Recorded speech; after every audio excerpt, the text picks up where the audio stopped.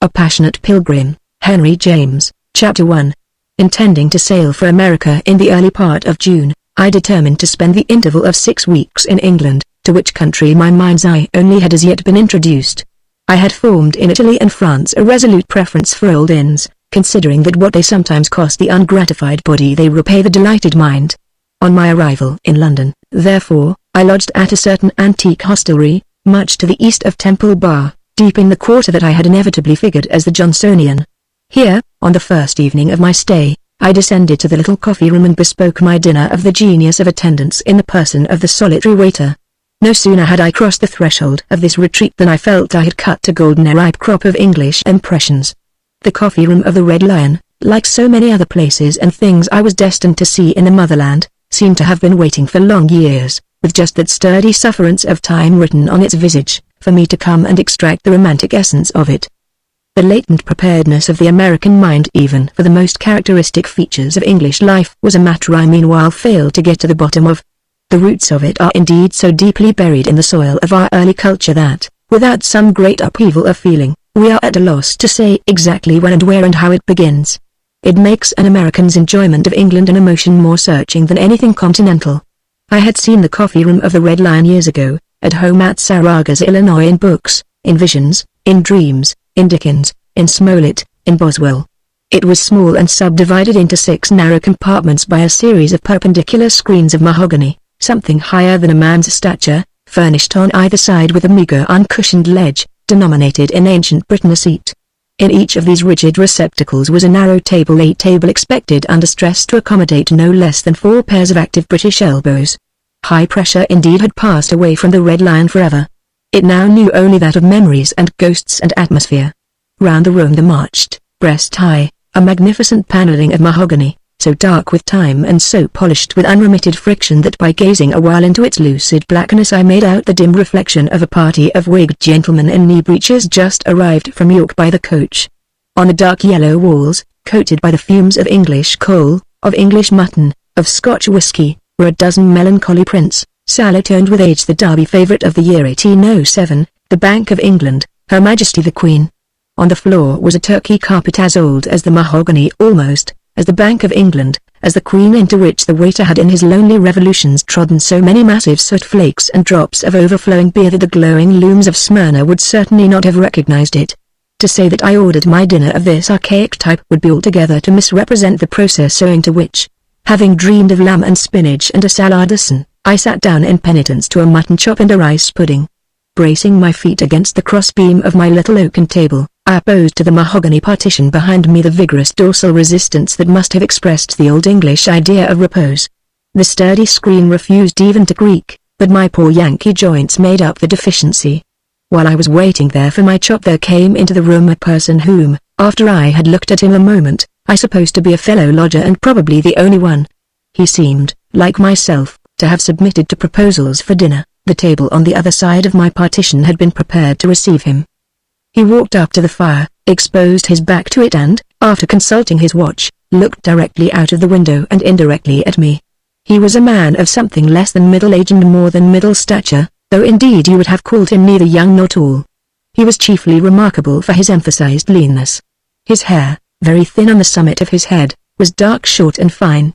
His eye was of a pale turbid grey, unsuited, perhaps, to his dark hair and well-drawn brows, but not altogether out of harmony with his colourless bilious complexion. His nose was aquiline and delicate.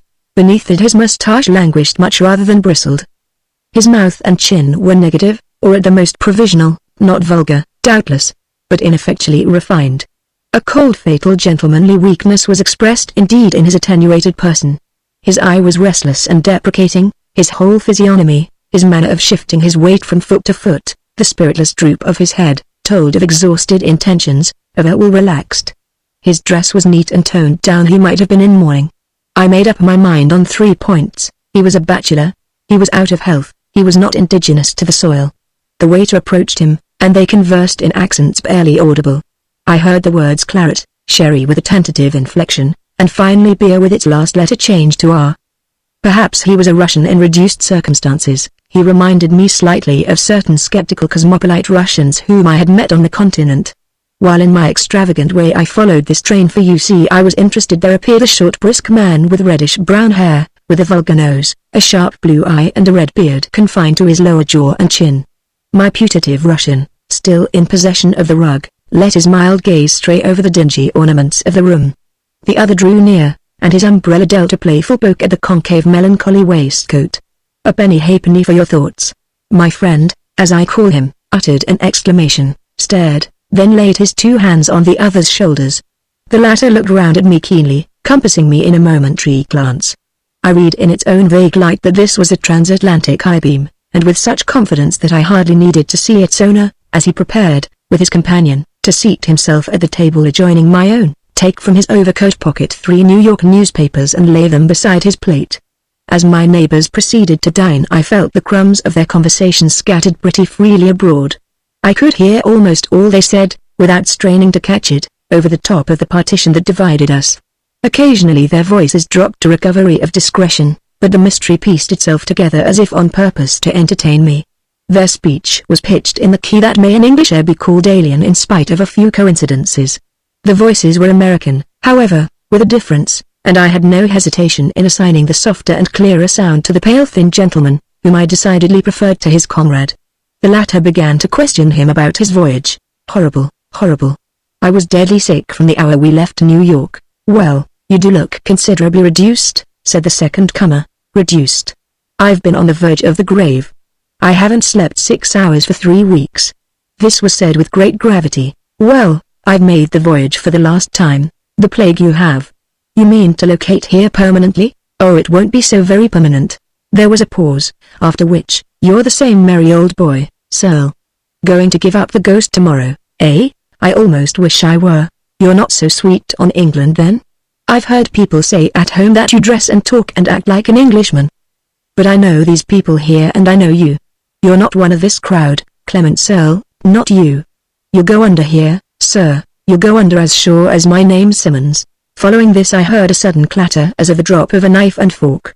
"Well, you're a delicate sort of creature, if it is your ugly name.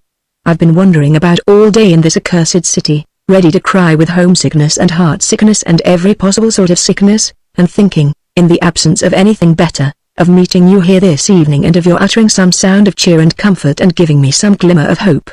Go under? Ain't I under now? I can't do more than get under the ground." Mr. Simmons's superior brightness appeared to flicker a moment in this gust of despair, but the next it was burning steady again. "Don't cry, Searle," I heard him say. "Remember the waiter. I've grown Englishman enough for that. For heaven's sake don't let's have any nerves. Nerves won't do anything for you here. It's best to come to the point. Tell me in 3 words what you expect of me." I heard another movement, as if poor Searle had collapsed in his chair. "Upon my word, sir, you're quite inconceivable. You never got my letter?" "Yes, I got your letter. I was never sorrier to get anything in my life." At this declaration Mr. Searle rattled out an oath, which it was well perhaps that I but partially heard. "A bitter Simmons," he then cried, "what demon of perversity possesses you? Are you going to betray me here in a foreign land, to turn out a false friend, a heartless rogue?" "Go on, sir," said sturdy Simmons. "Pour it all out. I'll wait till you've done. Your beer's lovely," he observed independently to the waiter. "I'll have some more. For God's sake explain yourself," his companion appealed. There was a pause, at the end of which I heard Mr. Simmons set down his empty tankard with emphasis. "You poor morbid mooning man," he resumed, "I don't want to say anything to make you feel sore. I regularly pity you. But you must allow that you've acted more like a confirmed crank than a member of our best society in which everyone's so sensible." Mr. Searle seemed to have made an effort to compose himself. "Be so good as to tell me then what was the meaning of your letter." "Well, you had got on my nerves, if you want to know, when I wrote it. It came of my always wishing so to please folks. I had much better have let you alone. To tell you the plain truth, I never was so horrified in my life as when I found that on the strength of my few kind words you had come out here to seek your fortune. What then did you expect me to do? I expected you to wait patiently till I had made further inquiries and had written you again. And you've made further inquiries now?" "Inquiries? I've committed assaults. And you find I've no claim? No claim that one of these big bugs will look at. It struck me at first that you had rather a neat little case. I confess the look of it took hold of me. Thanks to your liking so to please folks. Mr. Simmons appeared for a moment at odds with something. It proved to be with his liquor. "I rather think your beer's too good to be true," he said to the waiter. "I guess I'll take water." "Come, old man," he resumed, "don't challenge me to the arts of debate, or you'll have me right down on you, and then you will feel me." My native sweetness, as I say, was part of it. The idea that if I put the thing through it will be a very pretty feather in my cap and a very pretty penny in my purse was part of it. And the satisfaction of seeing a horrid low American walk right into an old English estate was a good deal of it. Upon my word, Sir, when I think of it I wish with all my heart that, extravagant vain man as you are, I could, for the charm of it, put you through. I should hardly care what you did with the blamed place when you got it. I could leave you alone to turn it into Yankee notions into ducks and drakes as they call 'em here. I should like to see you tearing round over it and kicking up its sacred dust in their very faces. You don't know me one little bit," said Mr. Searle, rather shirking, I thought, the burden of this tribute, and for all response to the ambiguity of the compliment. "I should be very glad to think I didn't, sir. I've been to no small amount of personal inconvenience for you. I've pushed my way right up to the head spring. I've got the best opinion that's to be had. The best opinion that's to be had just gives you one layer over its spectacles. I guess that look will fix you if you ever get it straight. I've been able to tap, indirectly," Mr. Simmons went on, "the solicitor of your usurping cousin, and he evidently knows something to be in the wind. It seems your elder brother 20 years ago put out a feeler. So you're not to have the glory of even making them sit up." "I never made anyone sit up," I heard Mr. Searle plead. "I shouldn't begin at this time of day. I should approach the subject like a gentleman." "Well, if you want very much to do something like a gentleman you've got a capital chance. Take your disappointment like a gentleman." I had finished my dinner and had become keenly interested in poor Mr. Searle's unencouraging or unencouraged claim, so interested that I at last hated to hear his trouble reflected in his voice without being able all respectfully to follow it in his face. I left my place, went over to the fire, took up the evening paper and established a post of observation behind it.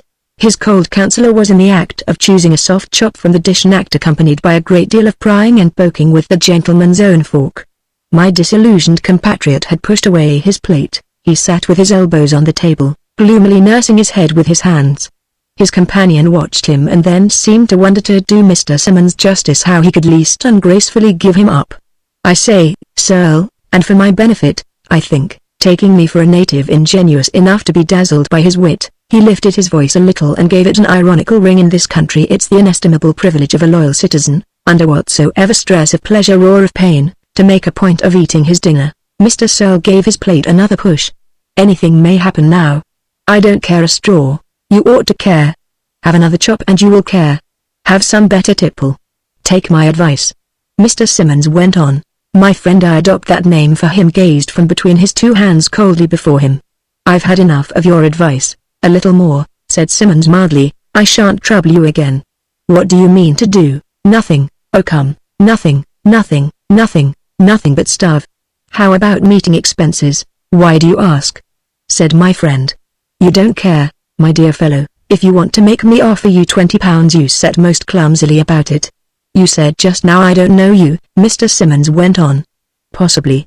Come back with me then," he said kindly enough, "and let's improve our acquaintance." "I won't go back. I shall never go back. Never, never." Mr. Simmons thought it shrewdly over. "Well, you are sick?" he exclaimed presently. "All I can say is that if you're working out a plan for cold poison, or for any other act of desperation, you had better give it right up. You can't get a dose of the commonest kind of cold poison for nothing, you know. Look here, Searle," and the worthy man made what struck me as a very decent appeal. "If you'll consent to return home with me by the steamer of the 23rd, I'll pay your passage down. More than that, I'll pay for your beer." My poor gentleman met it. "I believe I never made up my mind to anything before, but I think it's made up now. I shall stay here till I take my departure for a newer world than any patched-up newness of ours. It's an odd feeling. I rather like it. What should I do at home? You said just now you were homesick." "I meant I was sick for a home. Don't I belong here? Haven't I longed to get here all my life?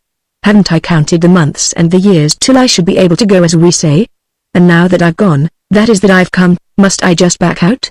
No, no, I'll move on. I'm much obliged to you for your offer. I've enough money for the present. I've about my person some £40 worth of British gold, and the same amount, say, of the toughness of the heaven-sent idiot, they'll see me through together. After they're gone I shall lay my head in some English churchyard, beside some ivy tower, beneath an old gnarled black yew. I had so far distinctly followed the dialogue, but at this point the landlord entered and, begging my pardon, would suggest that number 12, a most superior apartment, having now been vacated, it would give him pleasure if I would look in. I declined to look in, but agreed for number 12 at a venture and gave myself again, with dissimulation, to my friends. They had got up, Simmons had put on his overcoat, he stood polishing his rusty black hat with his napkin. "Do you mean to go down to the place?" he asked. "Possibly. I've thought of it so often that I should like to see it. Shall you call on Mr. Searle?" "Heaven forbid.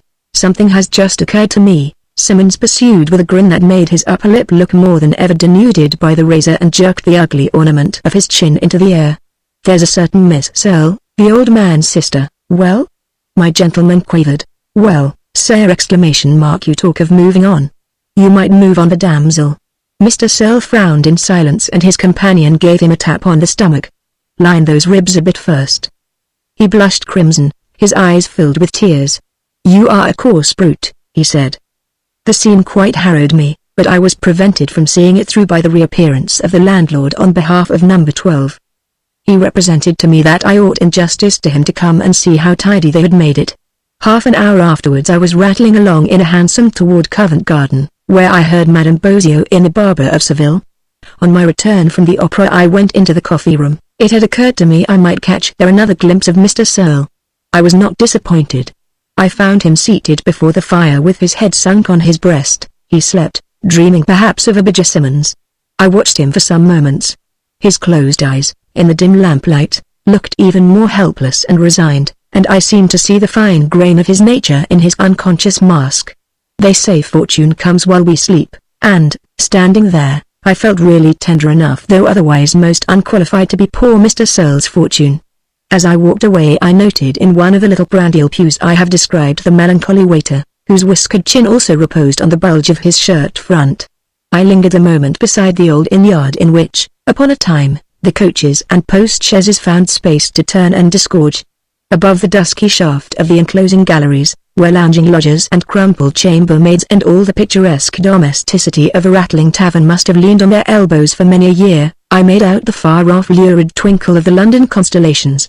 At the foot of the stairs, enshrined in the glittering niche of her well-appointed bar, the landlady sat napping like some solemn idol amid votive brass and plate.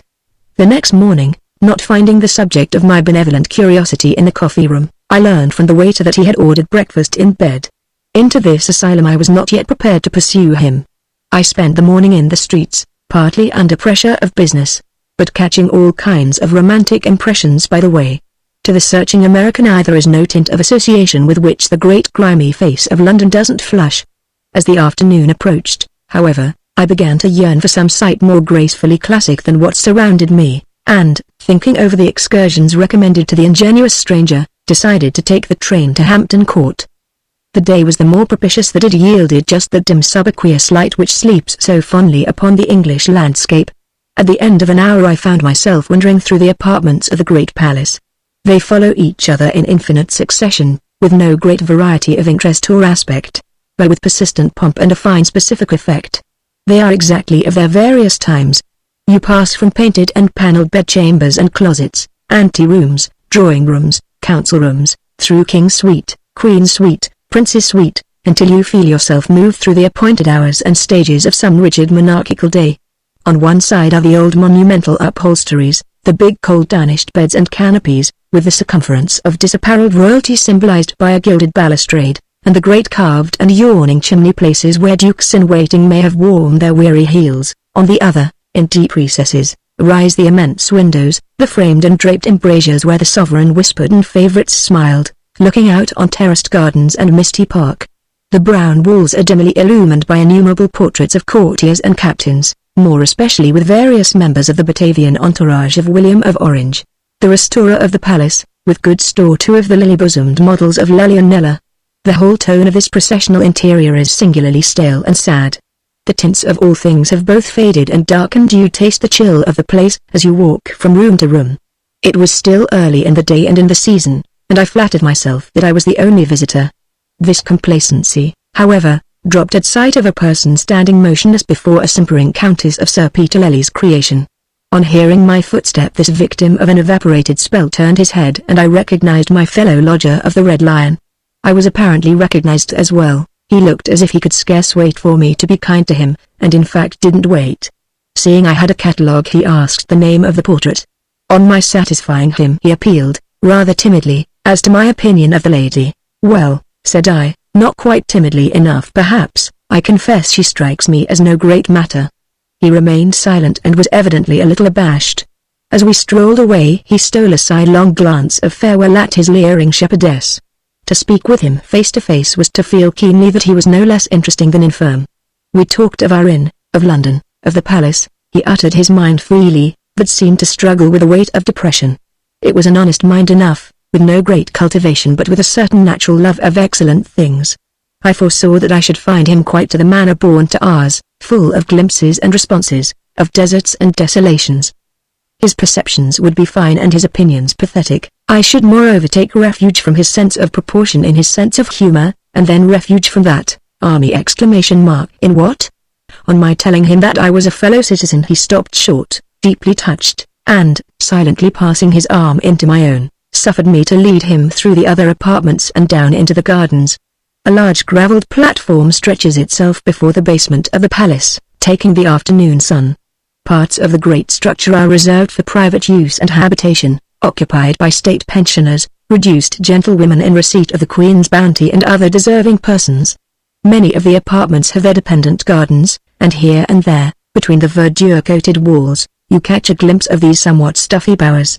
My companion and I measured more than once this long expanse, looking down on the floral figures of the rest of the affair and on the stoutly woven tapestry of creeping plants that muffle the foundations of the huge red pile. I thought of the various images of old-world gentility which, early and late, must have strolled in front of it and felt the protection and security of the place. We peeped through an antique grating into one of the mossy cages and saw an old lady with a black mantilla on her head, a decanter of water in one hand and a crutch in the other, come forth, followed by 3 little dogs and a cat, to sprinkle the plant. She would probably have had an opinion on the virtue of Queen Caroline. Feeling these things together made us extraordinarily intimate.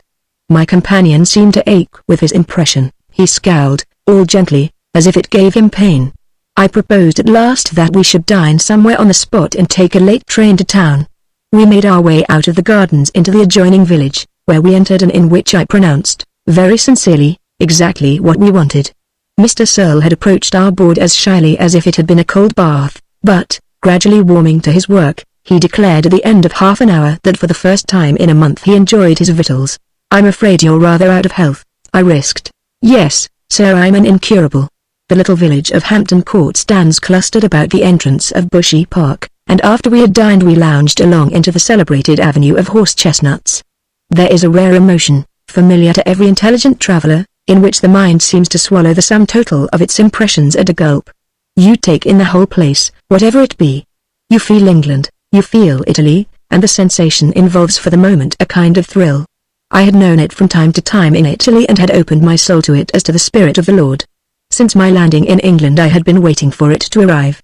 A bottle of tolerable Burgundy, at dinner, had perhaps unlocked to it the gates of sense. It arrived now with irresistible force. Just the scene around me was the England of one's early reveries.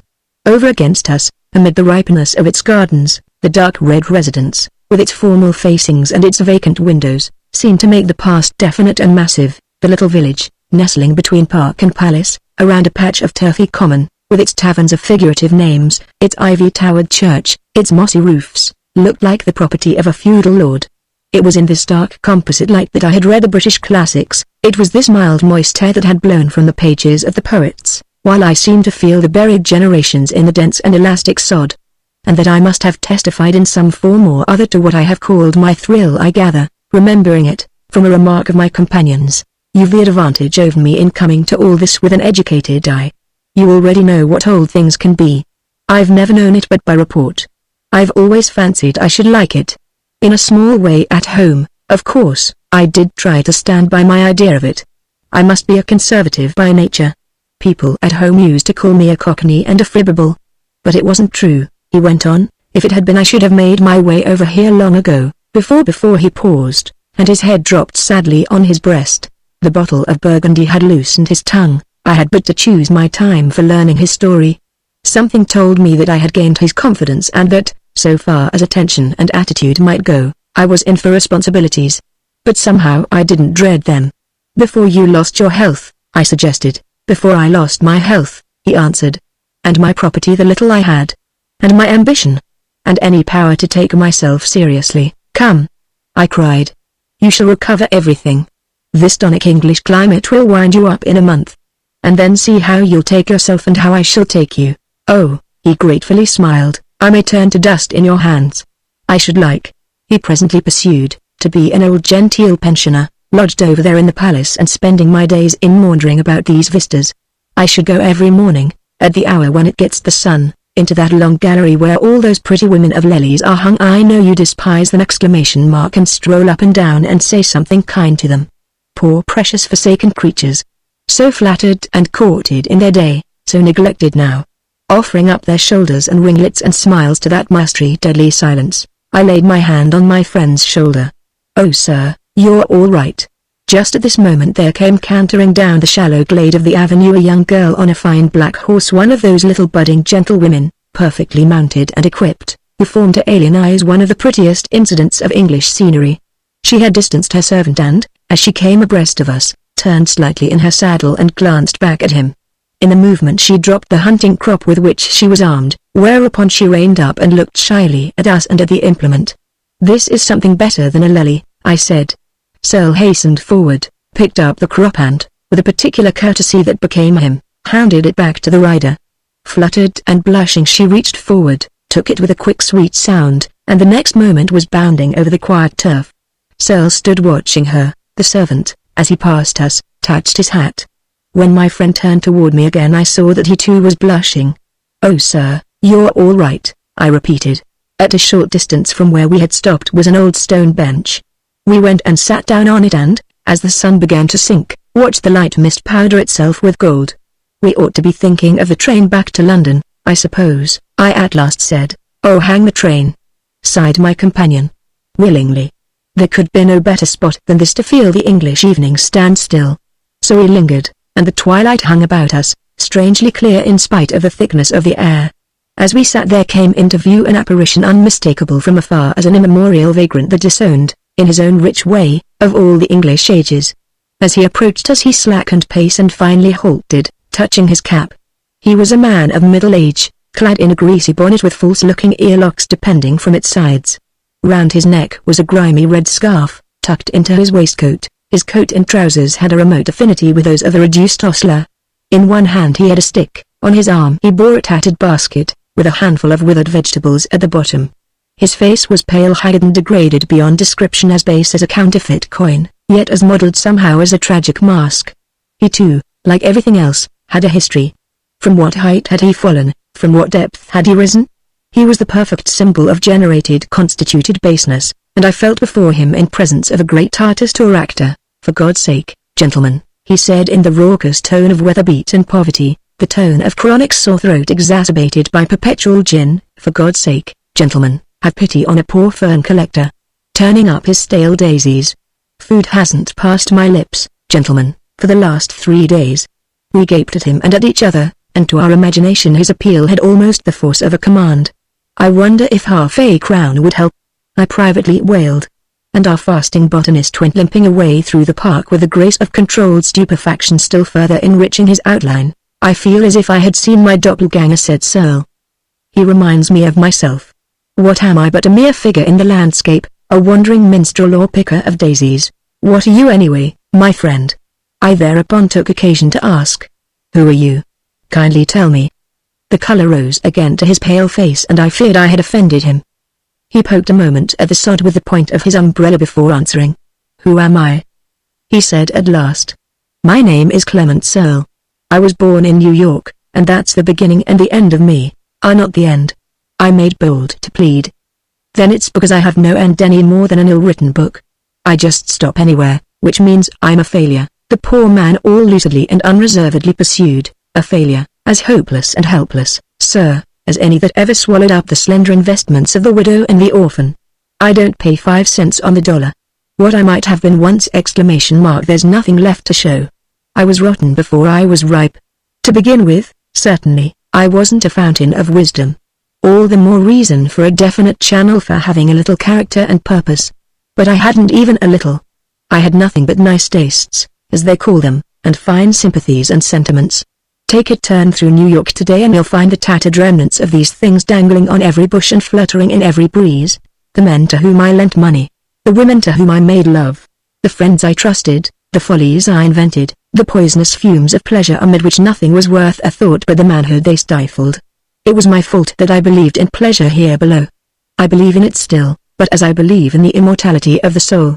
The soul is immortal, certainly if you've got one, but most people haven't. Pleasure would be right if it were pleasure straight through, but it never is. My taste was to be the best in the world. Well, perhaps it was. I had a little money, it went the way of my little wit. Here in my pocket I have the scant dregs of it. I should tell you I was the biggest kind of ass.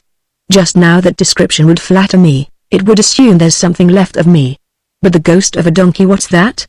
I think, he went on with a charming turn and as if striking off his real explanation, I should have been all right in a world arranged on different lines. Before heaven, sir, whoever you are, I'm in practice so absurdly tender-hearted that I can afford to say it. I entered upon life a perfect gentleman. I had the love of old forms and pleasant rites, and I found them nowhere. Found a world all hard lines and harsh lights, without shade, without composition, as they say of pictures, without the lovely mystery of color. To furnish color I melted down the very substance of my own soul. I went about with my brush, touching up and toning down, a very pretty chiaroscuro you'll find in my track. Sitting here in this old park, in this old country, I feel that I hover on the misty verge of what might have been. I should have been born here and not there. Here my makeshift distinctions would have found things they'd have been true of. How it was I never got free is more than I can say. It might have cut the knot, but the knot was too tight. I was always out of health or in debt or somehow desperately dangling. Besides, I had a horror of the great black sickening sea. A year ago I was reminded of the existence of an old claim to an English estate, which has danced before the eyes of my family, at odd moments, any time these 80 years. I confess it's a bit of a muddle and a tangle, and I'm by no means sure that to this hour I've got the hang of it. You look as if you had a clear head. Some other time, if you consent, we'll have a go at it, such as it is, together. Poverty was staring me in the face. I sat down and tried to commit the points of our case to memory, as I used to get 9 times 9 by heart as a boy. I dreamed of it for 6 months, half expecting to wake up some fine morning and hear through a latticed casement the cawing of an English rookery. A couple of months ago there came out to England on business of his own a man who once got me out of a dreadful mess, not that I had hurt anyone but myself, a legal practitioner in our courts, a very rough diamond, but with a great deal of flair, as they say in New York. It was with him yesterday you saw me dining. He undertook, as he called it, to nose round and see if anything could be made of our questionable but possible show. The matter had never seriously been taken up. A month later I got a letter from Simmons assuring me that it seemed a very good show indeed and that he should be greatly surprised if I were unable to do something. This was the greatest push I had ever got in my life. I took a deliberate step. For the first time, I sailed for England. I've been here 3 days, they've seen 3 months. After keeping me waiting for 36 hours my legal advisor makes his appearance last night and states to me, with his mouth full of mutton, that I haven't a leg to stand on, that my claim is moonshine, and that I must do penance and take a ticket for 6 more days of purgatory with his presence thrown in. My friend, shall I say I was disappointed? I'm already resigned. I didn't really believe I had any case. I felt in my deeper consciousness that it was the crowning illusion of the life of illusions. Well, it was a pretty one. Poor legal advisor! I forgive him with all my heart. But for him I shouldn't be sitting in this place, in this air, under these impressions. This is a world I could have got on with beautifully. There's an immense charm in its having been kept for the last. After it nothing else would have been tolerable. I shall now have a month of it, I hope, which won't be long enough for it to go back on me. There's one thing. And here, pausing, he laid his hand on mine. I rose and stood before him. I wish it were possible you should be with me to the end. I promise you to leave you only when you kick me downstairs. But I suggested my terms. It must be on condition of your omitting from your conversation this intolerable flavor of mortality. I know nothing of ends. I'm all for beginnings. He kept on me his sad weak eyes. Then with a faint smile, Don't cut down a man you find hanging. He has had a reason for it. I'm bankrupt. Oh, health's money. I said. Get well, and the rest will take care of itself.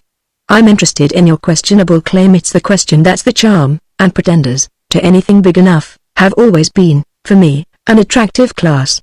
Only their first duty is to be gallant. Their first duty is to understand their own points and to know their own mind, he returned with hopeless lucidity. Don't ask me to climb our family tree now, he added. I fear I haven't the head for it. I'll try someday if it will bear my weight, or yours added to mine. There's no doubt, however, that we, as they say, go back. But I know nothing of business. If I were to take the matter in hand I should break into the poor little silken thread from which everything hangs. In a better world than this I think I should be listened to. But the wind doesn't set to ideal justice. There's no doubt that 100 years ago we suffered a palpable wrong. Yet we made no appeal at the time, and the dust of a century now lies heaped upon our silence. Let it rest. What then, I asked, is the estimated value of your interest? We were instructed from the first to accept a compromise. Compared with the whole property our ideas have been small. We were once advised in the sense of $130,000. Why 130 I'm sure I don't know. Don't beguile me into figures. Allow me one more question, I said. Who's actually in possession? A certain Mr. Richard Searle. I know nothing about him. He's in some way related to you? Our great-grandfathers were half-brothers. What does that make us? 20th cousins, say. And where does your 20th cousin live? At a place called Lackley in Middleshire. I thought it over. Well, suppose we look up Lackley in Middleshire. He got straight up. Go and see it? Go and see it. Well, he said, with you I'll go anywhere. On our return to town we determined to spend 3 days there together and then proceed to our errand. We were as conscious one as the other of the deeper mystic appeal made by London to those superstitious pilgrims who feel it the mother city of their race, the distributing heart of their traditional life. Certain characteristics of the dusky Babylon, certain aspects, phases, features, say more to the American spiritual ear than anything else in Europe. The influence of these things on Searle charmed me to note. His observation I soon saw to be, as I pronounced it to him, searching and caressing. His almost morbid appetite for any overscoring of time, well nigh extinct from long inanition, threw the flush of its revival into his face and his talk. Chapter 2. We looked out the topography of Middleshire in a county guide, which spoke highly, as the phrase is, of Lackley Park, and took up our abode. Our journey ended at a wayside inn where, in the days of leisure, the coach must have stopped for luncheon in burnished pewters of rustic ale been handed up as straight as possible to outsiders athirst with the sense of speed. We stopped here for mere gaping joy of its steep thatched roof, its latticed windows, its hospitable porch, and allowed a couple of days to elapse in vague undirected strolls and sweet sentimental observance of the land before approaching the particular business that had drawn us on. The region I allude to is a compendium of the general physiognomy of England. The noble friendliness of the scenery, its latent old friendliness, the way we scarcely knew whether we were looking at it for the first or the last time, made it arrest us at every step. The countryside, in the full warm rains of the last of April, had burst into sudden perfect spring.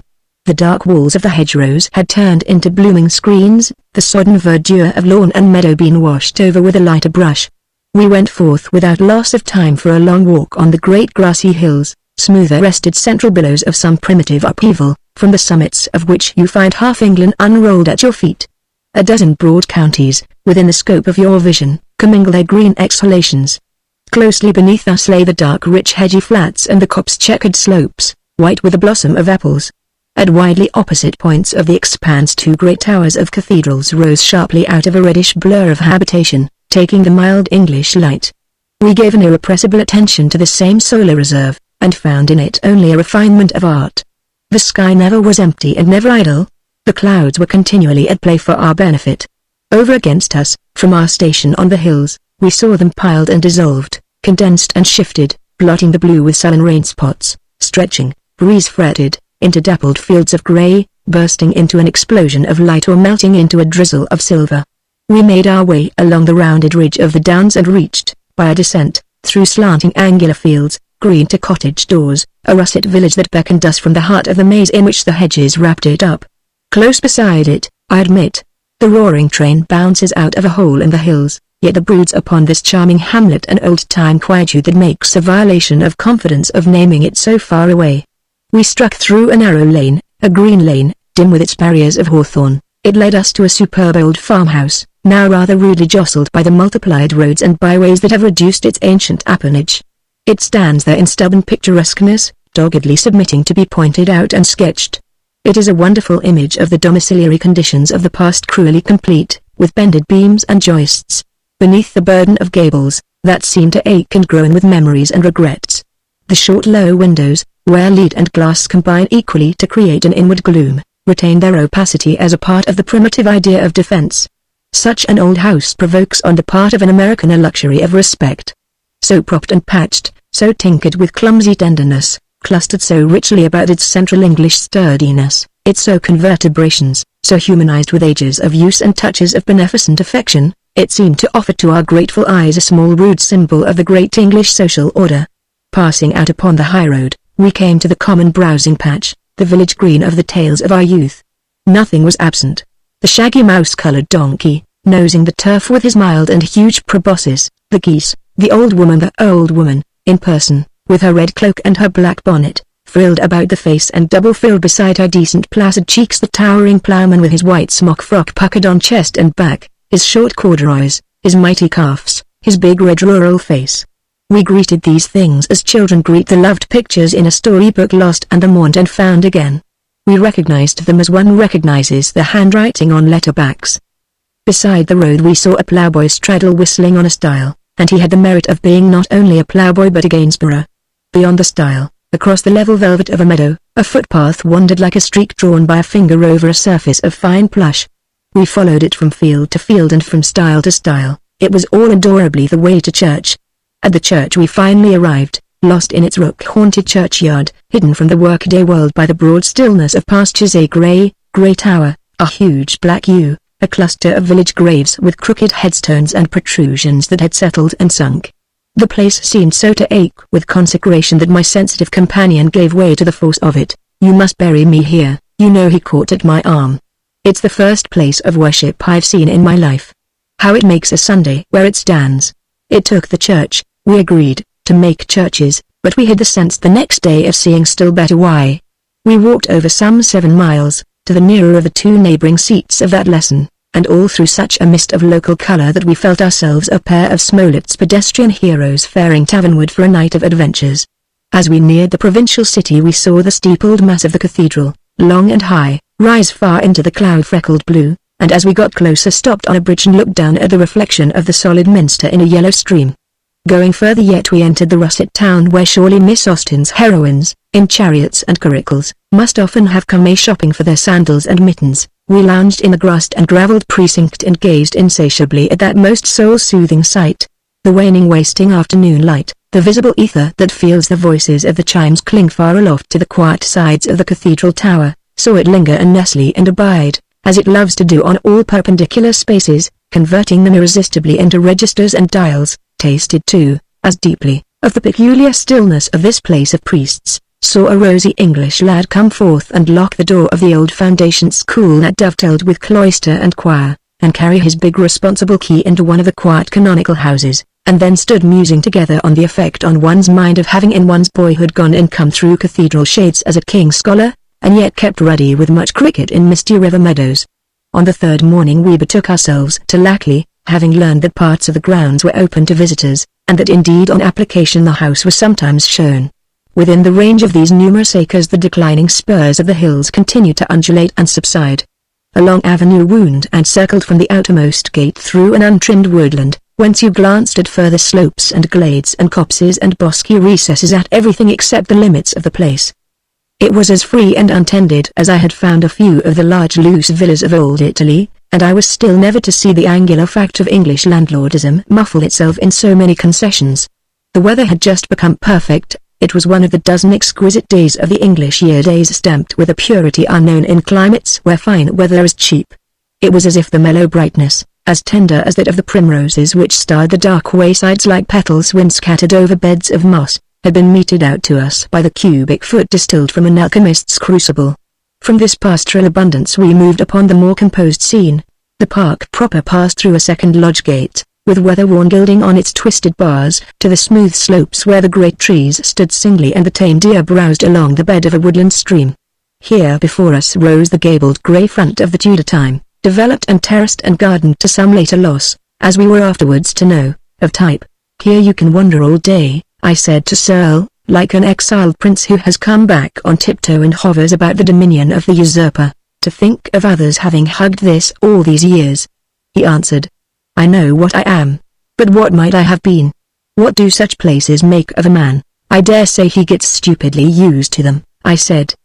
"But I dare say too, even then, that when you scratch the mere owner you find the perfect lover. What a perfect scene and background it forms." My friend, however, had meanwhile gone on.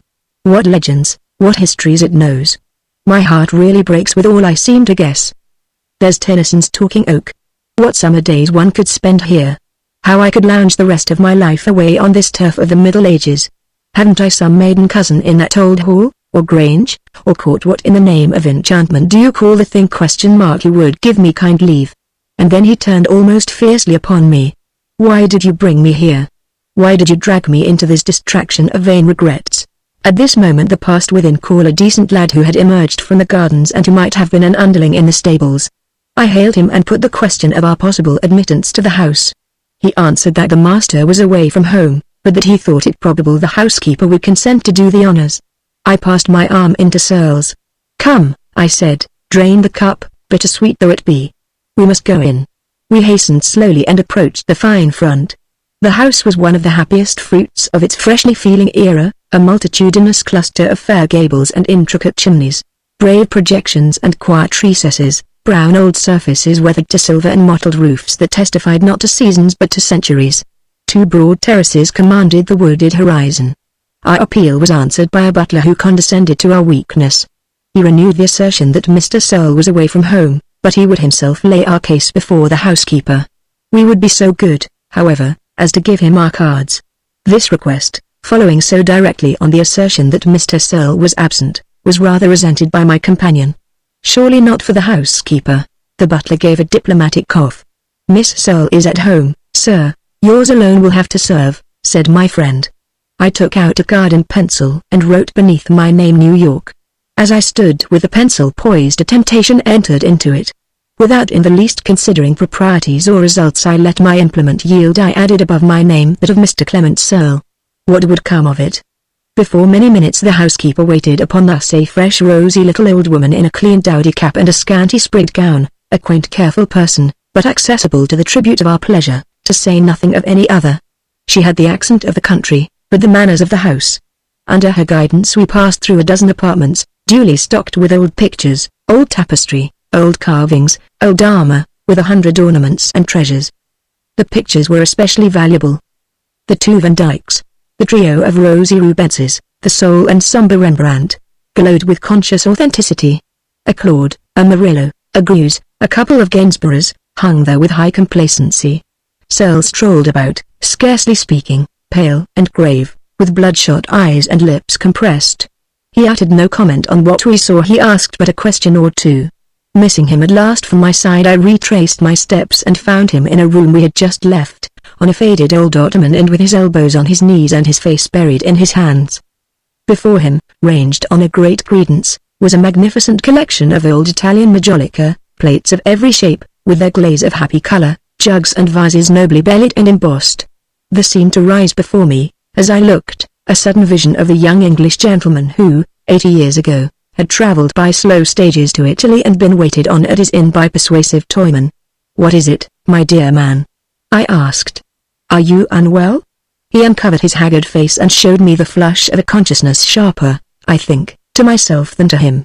A memory of the past.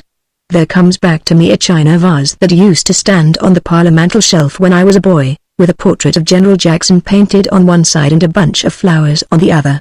How long do you suppose that majolica has been in the family? A long time probably. It was brought hither in the last century, into old England, out of old Italy, by some contemporary dandy with a taste for foreign gimcracks. Here it has stood for 100 years, keeping its clear firm hues in this quiet light that has never sought to advertise it. Searle sprang to his feet. "I say, for mercy's sake, take me away. I can't stand this sort of thing." Before I know it I shall do something scandalous. I shall steal some of their infernal crockery. I shall proclaim my identity and assert my rights. I shall go blubbering to Miss Searle and ask her in pity's name to put me up.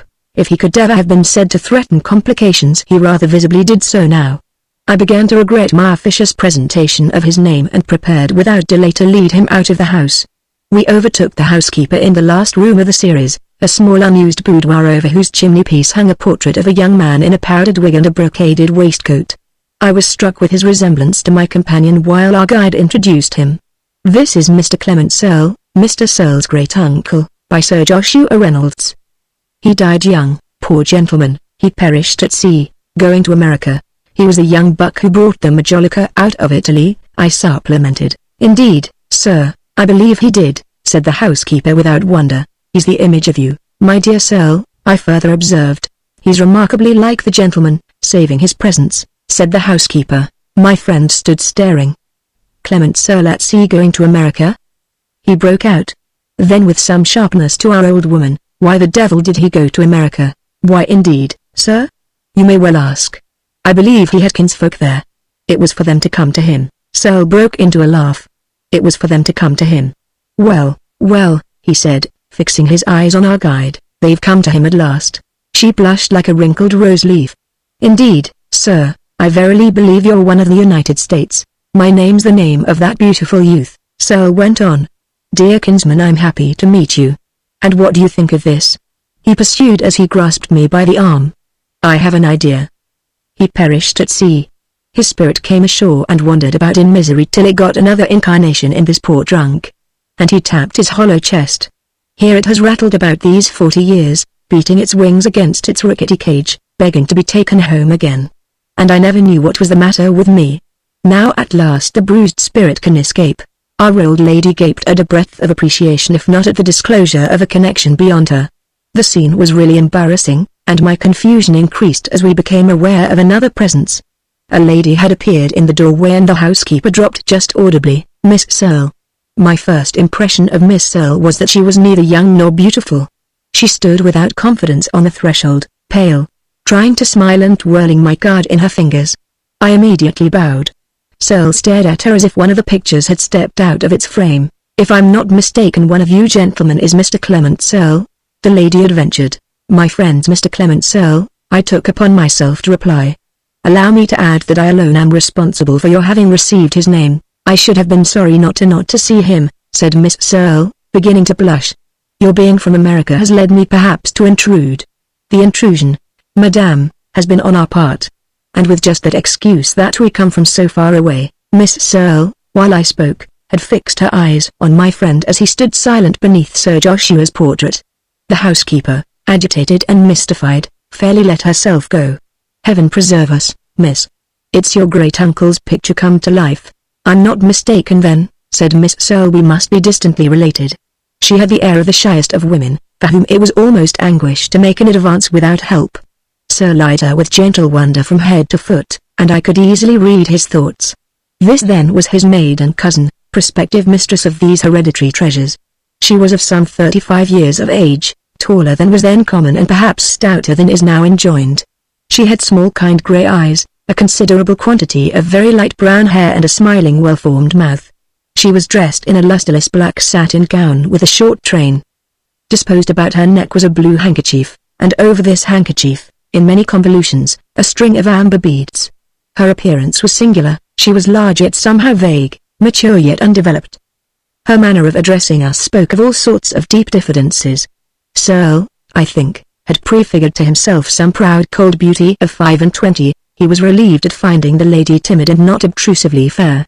He at once had an excellent tone. "We're distant cousins, I believe.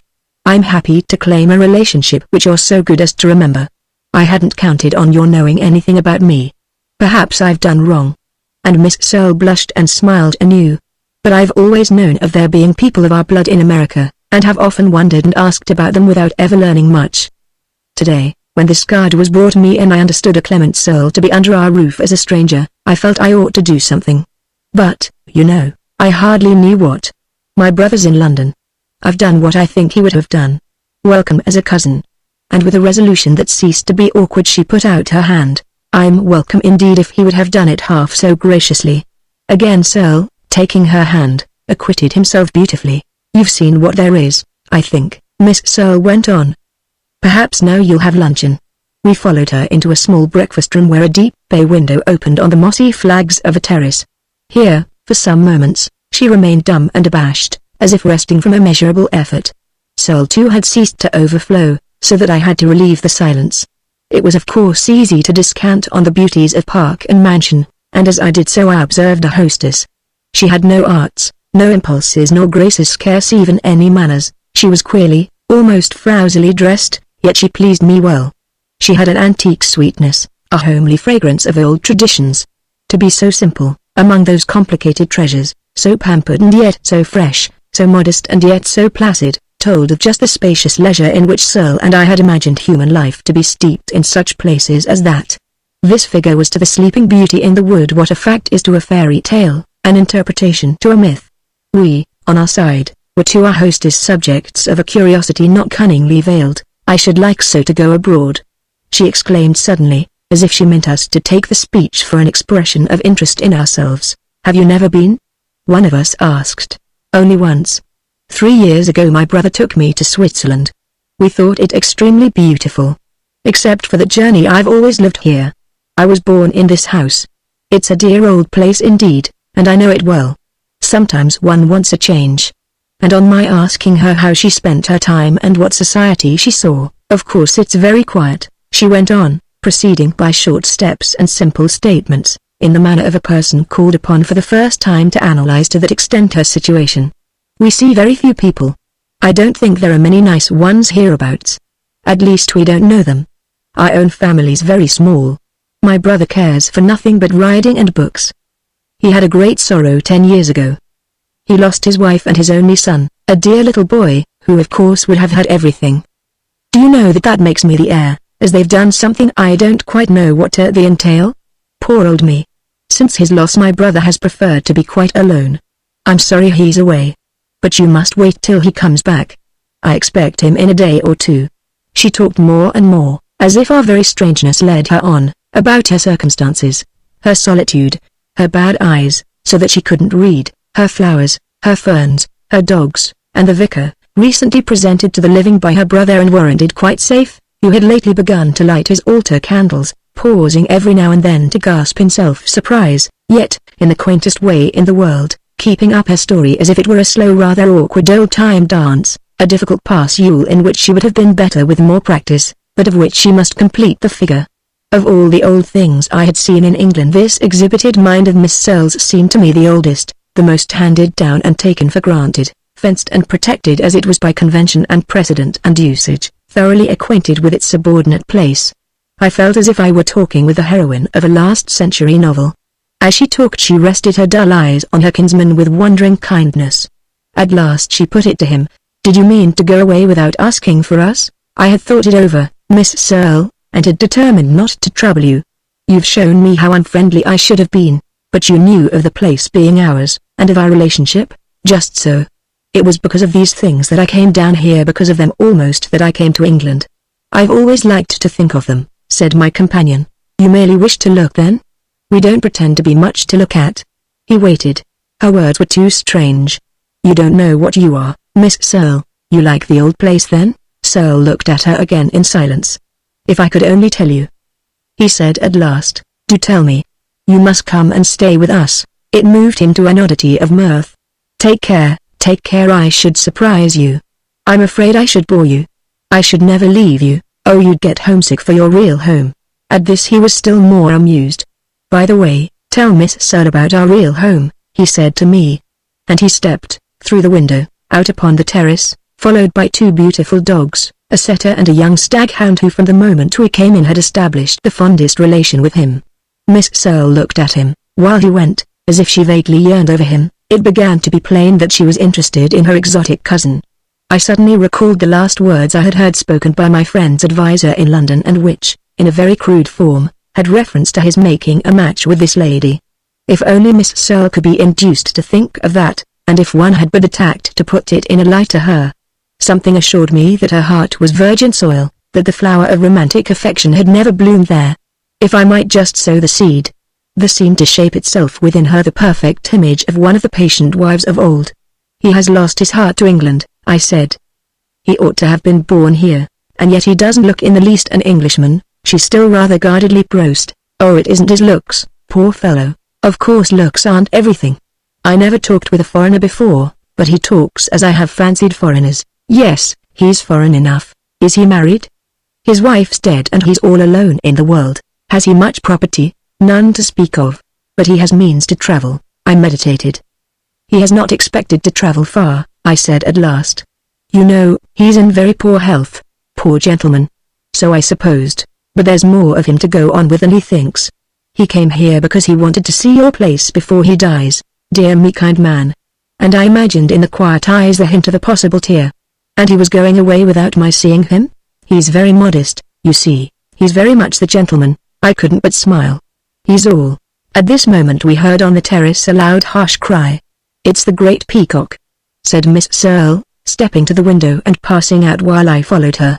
Below us, leaning on the parapet, stood our appreciative friend with his arm round the neck of the setter. Before him on the grand walk strutted the familiar fowl of gardens, a splendid specimen with ruffled neck and expanded tail. The other dog had apparently indulged in a momentary attempt to abash the gorgeous biped, but at Searle's summons had bounded back to the terrace and leapt upon the ledge, where he now stood licking his new friend's face. The scene had a beautiful old-time air, the peacock flaunting in the foreground like the genius of stately places, the broad terrace, which flattered an innate taste of mine for all deserted walks where people may have sat after heavy dinners to drink coffee in old Sevres, and where the stiff brocade of women's dresses may have rustled over grass or gravel, and far around us, with one leafy circle melting into another, the timbered acres of the park. The very beasts have made him welcome, I noted as we rejoined our companion. The peacock has done for you, Mr. Searle, said his cousin, what he does only for very great people. A year ago there came here a great person, a grand old lady, to see my brother. I don't think that since then he has spread his tail as wide for anyone else, not by a dozen feathers. It's not alone the peacock, said Searle. Just now there came slipping across my path a little green lizard, the first I ever saw, the lizard of literature. And if you've a ghost, broad daylight though it be, I expect to see him here. Do you know the annals of your house, Miss Searle? Oh dear, no. You must ask my brother for all those things. You ought to have a collection of legends and traditions. You ought to have loves and murders and the mysteries by the roomful. I shall be ashamed of you if you haven't. Oh, Mr. Searle. We've always been a very well-behaved family, she quite seriously pleaded. Nothing out of the way has ever happened, I think. Nothing out of the way? Oh, that won't do. We've managed better than that in America. Why, I myself. And he looked at her ruefully enough, but enjoying too his idea that he might embody the social scandal or point to the darkest drama of the Searles. Suppose I should turn out a better soul than you nursed here in romance and extravagance? Come, don't disappoint me. You've some history among you all, you've some poetry, you've some accumulation of legend. I've been famished all my days for these things. Don't you understand? Ah, you can't understand. Tell me, he rambled on, something tremendous. When I think of what must have happened here, of the lovers who must have strolled on this terrace and wandered under the beeches, of all the figures and passions and purposes that must have haunted these walls. When I think of the births and deaths, the joys and sufferings, the young hopes and the old regrets, the rich experience of life. He faltered a moment with the increase of his agitation. His humor of dismay at a threat of the commonplace in the history he felt about him had turned to a deeper reaction. I began to fear, however, that he was really losing his head. He went on with a wilder play. To see it all called up there before me, if the devil alone could do it, I'd make a bargain with the devil. Ah, Miss Searle, he cried, I'm a most unhappy man. Oh dear, oh dear. She almost wailed while I turned half away. Look at that window, that dear little window. I turned back to see him point to a small protruding oriel, above us, relieved against the purple brickwork, framed in chiseled stone and curtained with ivy. It's my little room, she said. Of course it's a woman's room. Think of all the dear faces, all of them so mild and yet so proud, that have looked out of that lattice, and of all the old-time women's lives whose principal view of the world has been this quiet park. Every one of them was a cousin of mine. And you, dear lady, you're one of them yet. With which he marched toward her and took her large white hand. She surrendered it, blushing to her eyes and pressing her other hand to her breast. You're a woman of the past. You're nobly simple. It has been a romance to see you. It doesn't matter what I say to you. You didn't know me yesterday. You'll not know me tomorrow. Let me today do a mad sweet thing. Let me imagine in you the spirit of all the dead women who have trod the terrace flags that lie here like sepulchral tablets in the pavement of a church. Let me say I delight in you." He raised her hand to his lips. She gently withdrew it and for a moment averted her face. Meeting her eyes the next instant I saw the tears had come. The sleeping beauty was awake. There followed an embarrassed pause. An issue was suddenly presented by the appearance of the butler bearing a letter. "A telegram, miss," he announced. "Oh, what shall I do?" cried Miss Searle. "I can't open a telegram." "Cousin, help me." Searle took the missive, opened it and read aloud, "I shall be home to dinner. Keep the American." Chapter 3. Keep the American. Miss Searle, in compliance with the injunction conveyed in her brother's telegram, with something certainly of telegraphic curtness, lost no time in expressing the pleasure it would give her that our friend should remain. "Really you must," she said, and forthwith repaired to the housekeeper to give orders for the preparation of the room. "But how in the world did he know of my being here?" my companion put to me. I answered that he had probably heard from his solicitor of the other's visit. "Mr. Simmons and that gentleman must have had another interview since your arrival in England. Simmons, for reasons of his own, has made known to him your journey to this neighborhood, and Mr. Searle, learning this, has immediately taken for granted that you've formally presented yourself to his sister. He's hospitably inclined and wishes her to do the proper thing by you. There may even," I went on, "be more in it than that. I've my little theory that he's the very phoenix of usurpers, that he has been very much struck with what the experts have had to say for you, and that he wishes to have the originality of making over to you your share so limited after all of the estate. I give it up." My friend mused. "Come what come will, you, of course," said Miss Searle, reappearing and turning to me, "are included in my brother's invitation. I've told them to see about a room for you. Your luggage shall immediately be sent for. It was arranged that I in person should be driven over to our little inn and that I should return with our effects in time to meet Mr. Searle at dinner. On my arrival several hours later I was immediately conducted to my room. The servant pointed out to me that it communicated by a door and a private passage with that of my fellow visitor. I made my way along this passage, a low narrow corridor with a broad latticed casement through which there streamed upon a series of grotesquely sculptured oaken closets and cupboards the vivid animating glow of the western sun. Knocked at his door and, getting no answer, opened it. In an armchair by the open window sat my friend asleep, his arms and legs relaxed and head dropped on his breast. It was a great relief to see him rest thus from his rhapsodies, and I watched him for some moments before waking him. There was a faint glow of color in his cheek and a light expressive parting of his lips, something nearer to ease and peace than I had yet seen in him. It was almost happiness, it was almost health. I laid my hand on his arm and gently shook it. He opened his eyes, gazed at me a moment, vaguely recognized me, then closed them again. "Let me dream, let me dream. What are you dreaming about?" A moment passed before his answer came. "About a tall woman in a quaint black dress, with yellow hair and a sweet, sweet smile, and a soft low delicious voice. I'm in love with her. It's better to see her than to dream about her," I said. "Get up and dress, then we'll go down to dinner and meet her." Dinner?" And he gradually opened his eyes again. "Yes, upon my word I shall dine." "Oh, you're all right," I declared for the 20th time as he rose to his feet. "You'll live to bury Mr. Simmons." He told me he had spent the hours of my absence with Miss Searle. They had strolled together half over the place. "You must be very intimate," I smiled. "She's intimate with me. Goodness knows what rigmarole I've treated her to." They had parted an hour ago, since when, he believed, her brother had arrived. The slow fading twilight was still in the great drawing room when he came down. The housekeeper had told us this apartment was rarely used, there being others, smaller and more convenient, for the same needs. It seemed now, however, to be occupied in my comrade's honor. At the furthest end, rising to the roof like a royal tomb in a cathedral, was a great chimney-piece of chiseled white marble, yellowed by time, in which a light fire was crackling. Before the fire stood a small short man, with his hands behind him. Near him was Miss Searle, so transformed by her dress that at first I scarcely knew her. There was in our entrance and reception something remarkably chilling and solemn.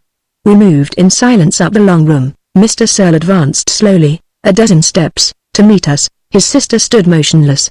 I was conscious of her masking her visage with a large white tinselled fan, and that her eyes, grave and enlarged, watched us intently over the top of it. The master of Lackley grasped in silence the proffered hand of his kinsman and eyed him from head to foot, suppressing, I noted, a start of surprise at his resemblance to Sir Joshua's portrait. "This is a happy day." And then turning to me with an odd little sharp stare, "My cousin's friend is my friend." Miss Searle lowered her fan. The first thing that struck me in Mr. Searle's appearance was his very limited stature, which was less by half a head than that of his sister.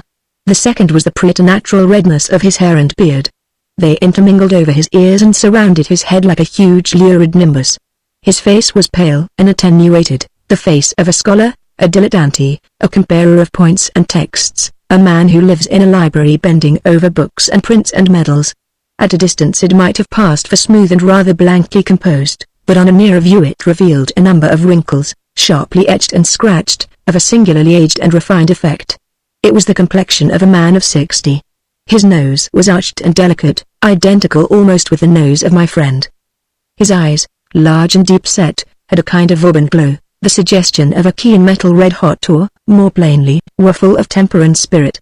Imagine this physiognomy grave and solemn, grotesquely solemn, in spite of the bushy brightness which made a sort of frame for it set in motion by a queer, quick, defiant, perfunctory, preoccupied smile, and you will have an imperfect notion of the remarkable presence of our host, something better worth seeing and knowing, I perceived as I quite breathlessly took him in, than anything we had yet encountered.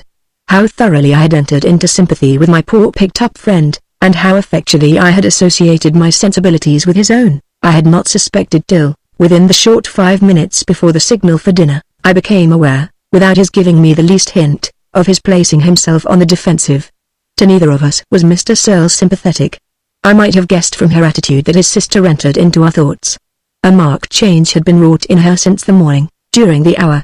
Indeed, as I read in the light of the wondering glance he cast at her that had elapsed since her parting with her cousin. She had not yet recovered from some great agitation. Her face was pale, and she had clearly been crying. These notes of trouble gave her a new and quite perverse dignity, which was further enhanced by something complimentary and commemorative in her dress.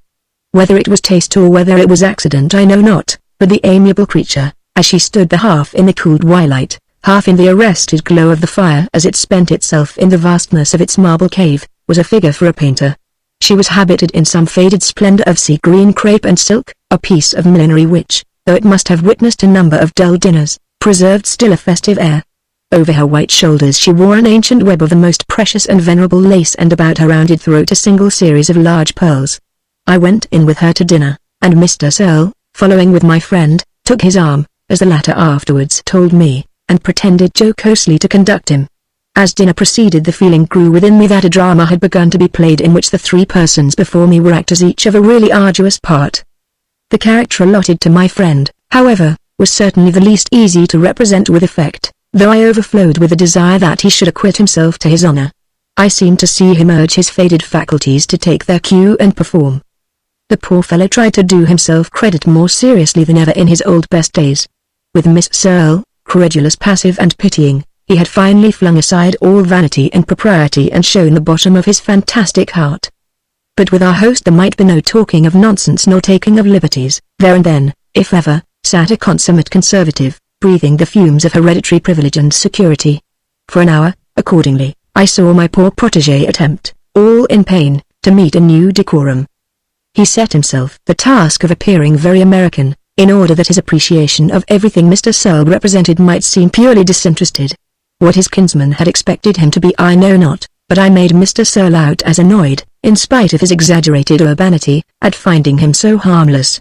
Our host was not the man to show his hand, but I think his best card had been a certain implicit confidence that so provincial a parasite would hardly have good manners.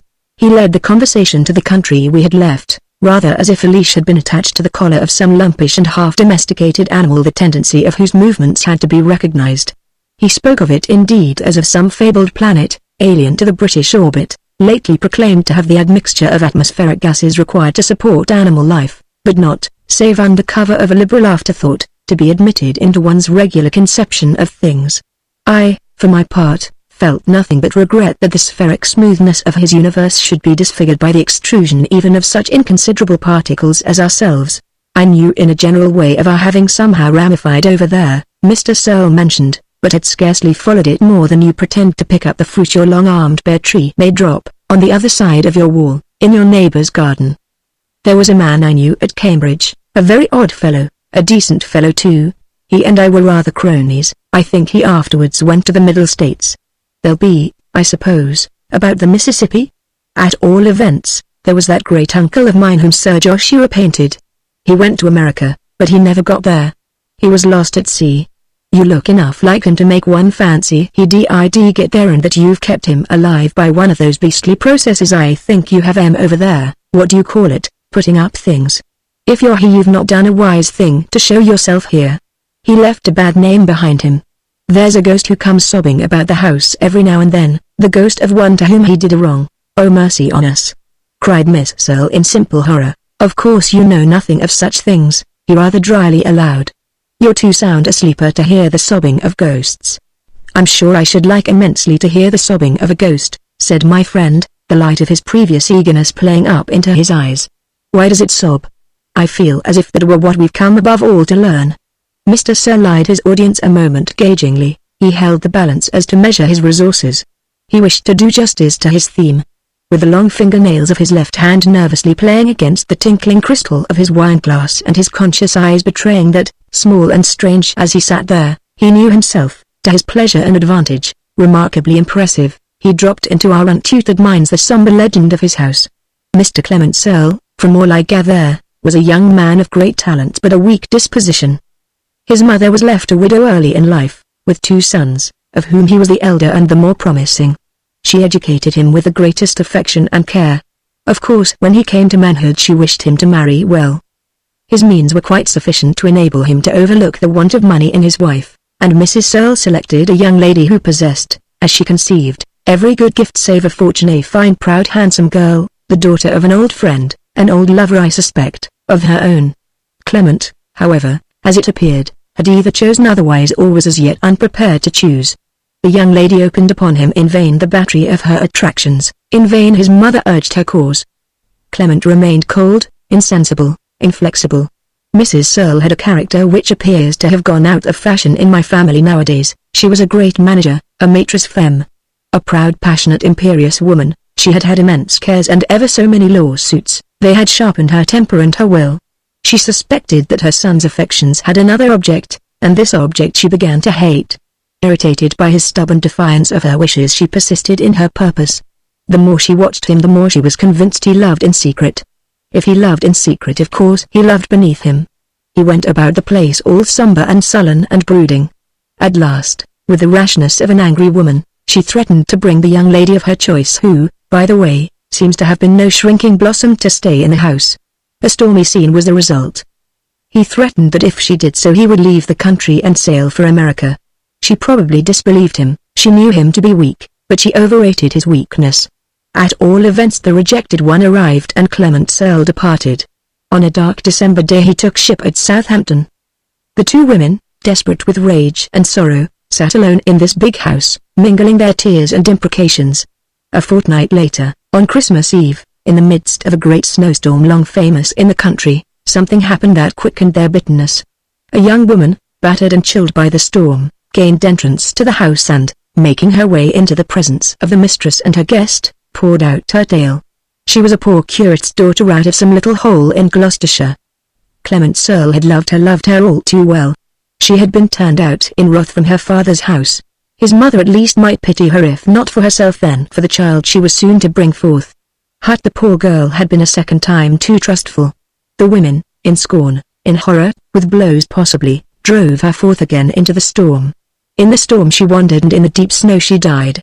Her lover, as you know, perished in that hard winter weather at sea. The news came to his mother late, but soon enough. We're haunted by the curate's daughter. Mr. Searle retailed this anecdote with infinite taste and point. The happiest heart. When he ceased there was a pause of some moments. "Ah well, we may be." Miss Searle then mournfully murmured.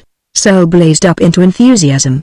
"Of course, you know," with which he began to blush violently. "I should be sorry to claim any identity with the poor devil, my faithless namesake.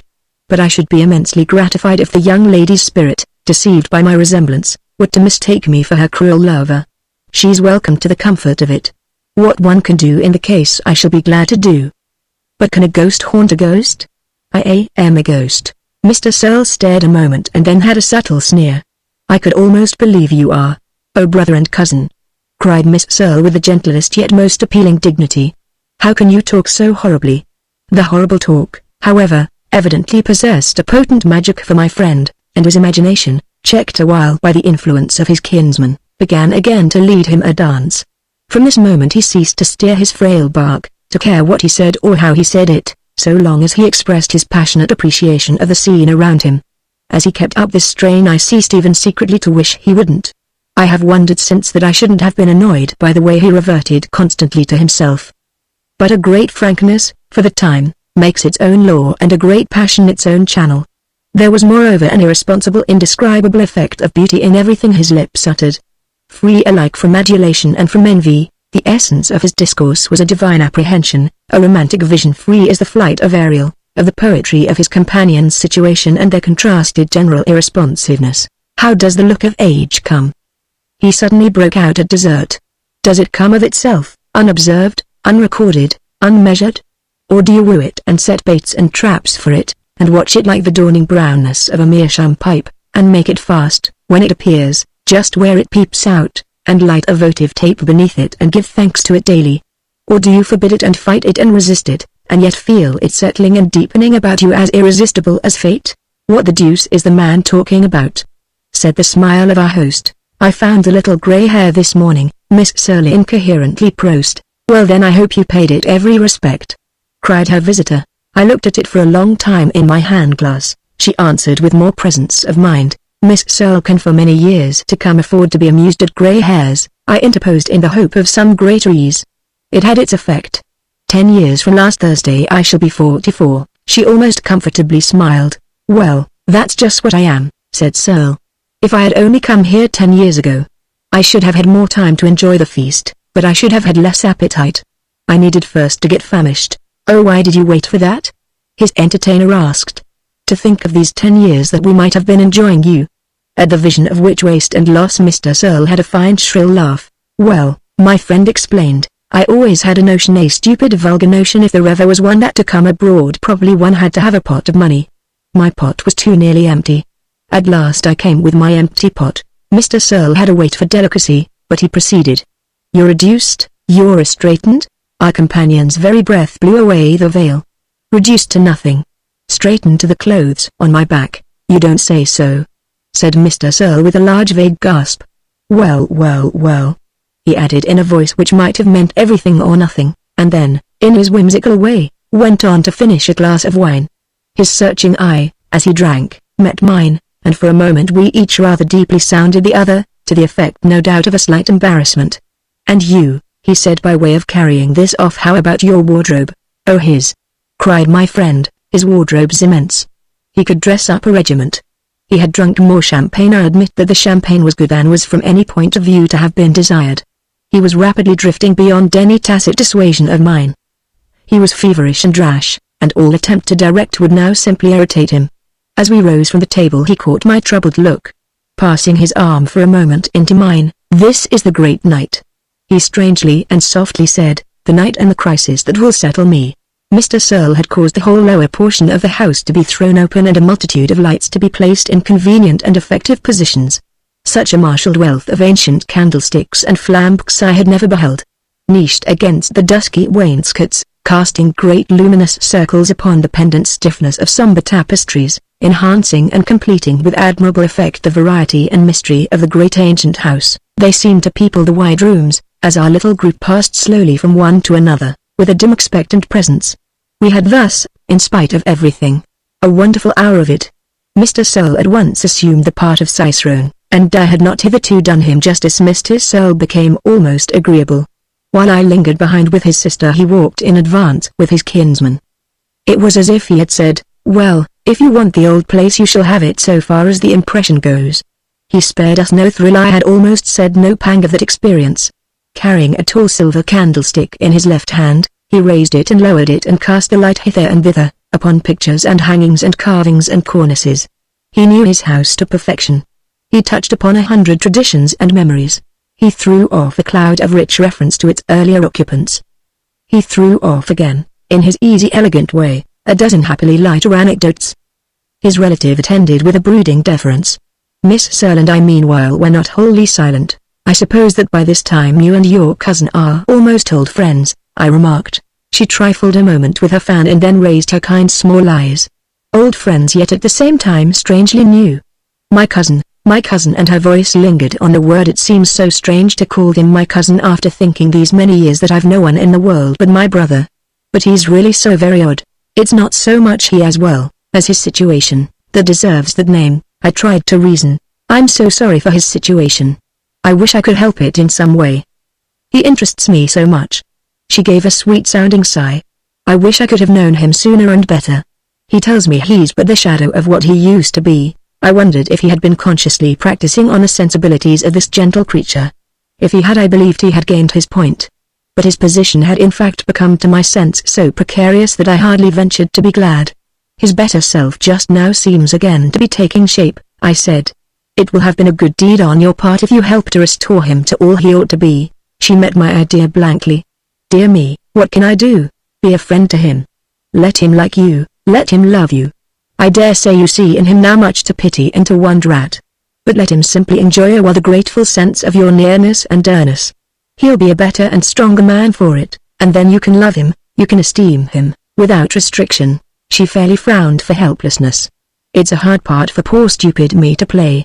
Her almost infantine innocence left me no choice but to be absolutely frank. Did you ever play any part at all? She blushed as if I had been reproaching her with her insignificance. Never. I think I've hardly lived. You've begun to live now perhaps. You've begun to care for something else than your old-fashioned habits. Pardon me if I seem rather meddlesome, you know we Americans are very rough and ready. It's a great moment. I wish you joy. I could almost believe you're laughing at me. I feel more trouble than joy. Why do you feel trouble? She paused with her eyes fixed on our companions. My cousin's arrival's a great disturbance, she said at last. You mean you did wrong in coming to meet him? In that case the fault's mine. He had no intention of giving you the opportunity. I certainly took too much on myself. But I can't find it in my heart to regret it. I never shall regret it.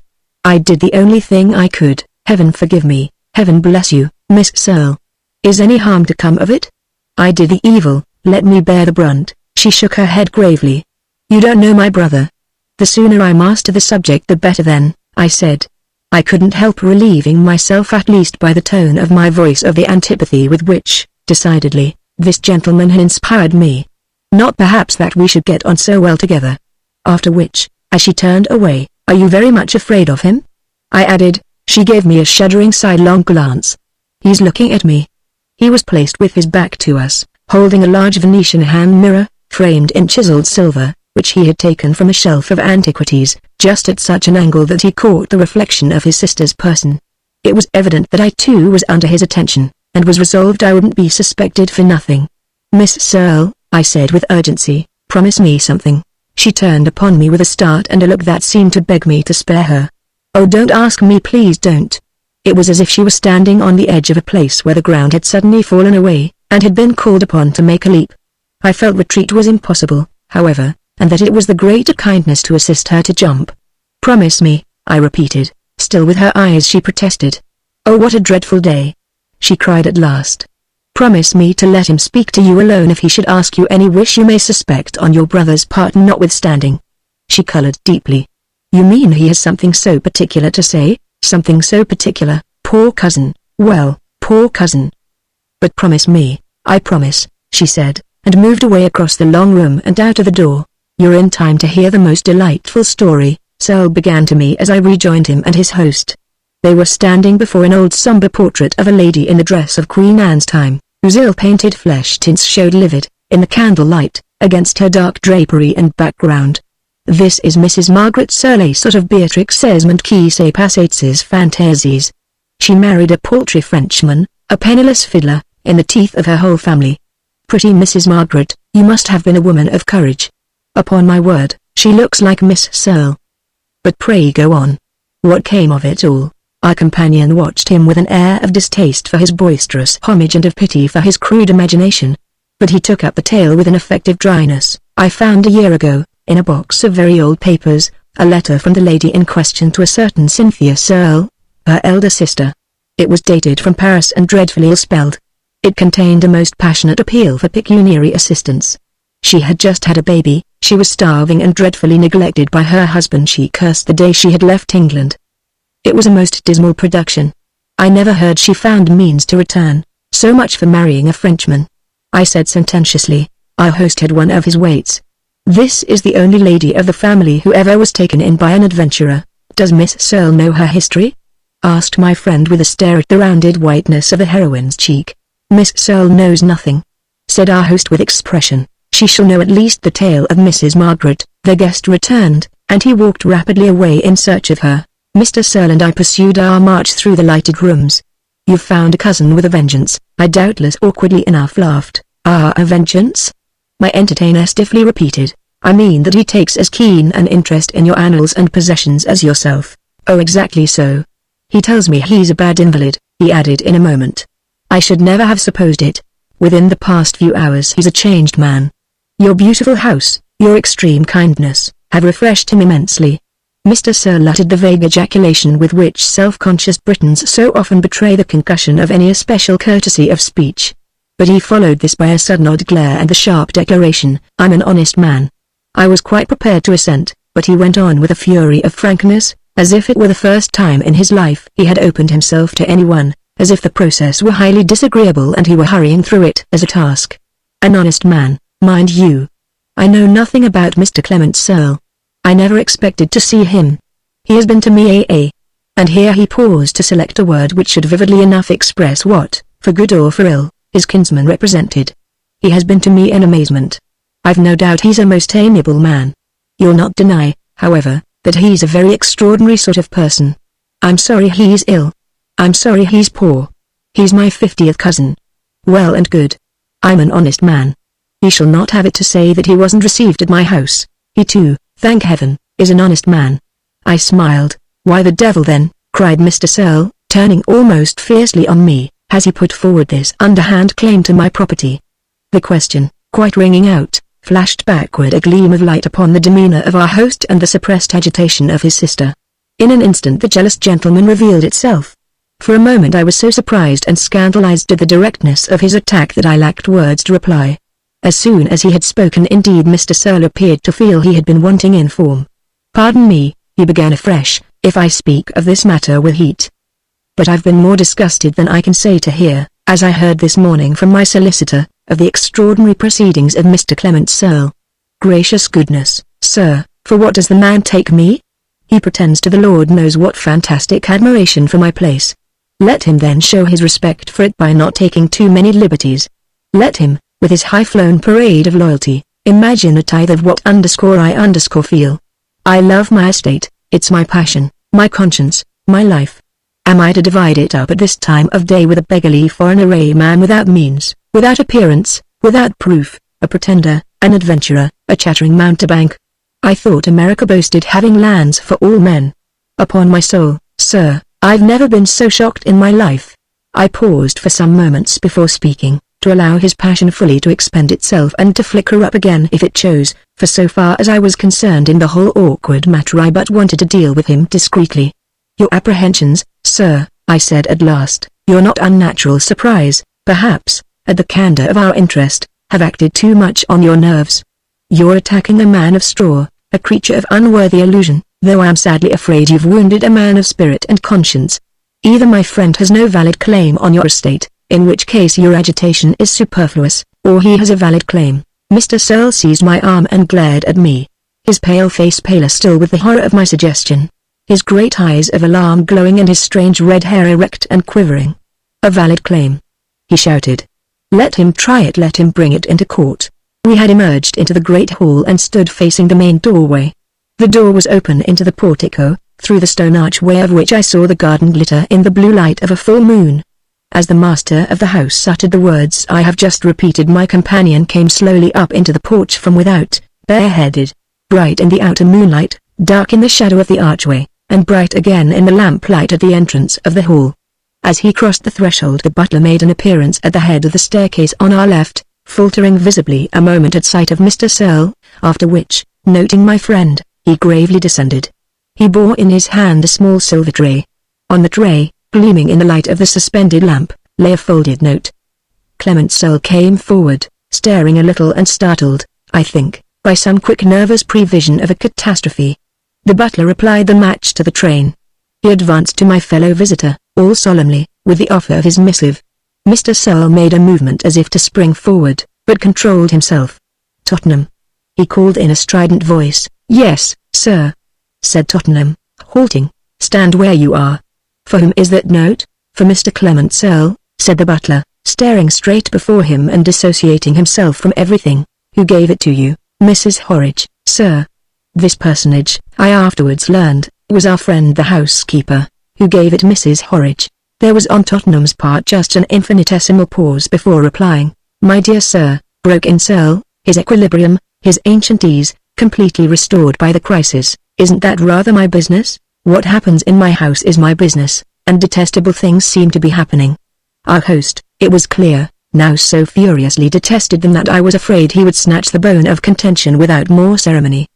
"Bring me that thing," he cried, on which Tottenham stiffly moved to obey. "Really this is too much," broke out my companion, affronted and helpless. So indeed it struck me, and before Mr. Searle had time to take the note I possessed myself of it. "If you've no consideration for your sister, let a stranger at least act for her." And I tore the disputed object into a dozen pieces. "In the name of decency, what does this horrid business mean?" My companion quavered. Mr. Searle was about to open fire on him, but at that moment our hostess appeared on the staircase, summoned evidently by our high-pitched contentious voices. She had exchanged her dinner dress for a dark wrapper, removed her ornaments and begun to disarrange her hair, a thick tress of which escaped from the comb. She hurried down with a pale questioning face. Feeling distinctly that, for ourselves, immediate departure was in the air, and divining Mr. Tottenham to be a person of a few deep-seated instincts and of much latent energy, I seized the opportunity to request him, sotto voce, to send a carriage to the door without delay. "And put up our things," I added. Our host rushed at his sister and grabbed the white wrist that escaped from the loose sleeve of her dress. "What was in that note?" he quite hissed at her. Miss Searle looked first at its scattered fragments and then at her cousin. "Did you read it?" "No, but I thank you for it," said Searle. Her eyes, for an instant, communicated with his own as I think they had never communicated with any other source of meaning. Then she transferred them to her brother's face, where the sense went out of them, only to leave a dull sad patience. But there was something even in this flat humility that seemed to him to mock him, so that he flushed crimson with rage and spite and flung her away. "You always were an idiot. Go to bed." In poor Searle's face as well the gathered serenity had been by this time all blighted and distorted, and the reflected brightness of his happy day turned to blank confusion. "Have I been dealing these 3 hours with a madman?" he woefully cried. "A madman, yes, if you will. A man mad with the love of his home and the sense of its stability. I've held my tongue till now, but you've been too much for me. Who the devil are you, and what and why and whence?" The terrible little man continued. "From what paradise of fools do you come that you fancy I shall make over to you, for the asking, a part of my property and my life? I'm forsooth, you ridiculous person, to go shares with you? Prove your preposterous claim. There isn't that in it." And he kicked one of the bits of paper on the floor. Searle received this broadside gaping. Then turning away he went and seated himself on a bench against the wall and rubbed his forehead amazedly. I looked at my watch and listened for the wheels of our carriage, but his kinsman was too launched to pull himself up. "Wasn't it enough that you should have plotted against my rights? Need you have come into my very house to intrigue with my sister?" My friend put his 2 hands to his face. "Oh, oh, oh," he groaned while Miss Searle crossed rapidly and dropped on her knees at his side. "Go to bed, you fool," shrieked her brother. "Dear cousin," she said, "it's cruel you're to have so to think of us." "Oh, I shall think of you as you'd like."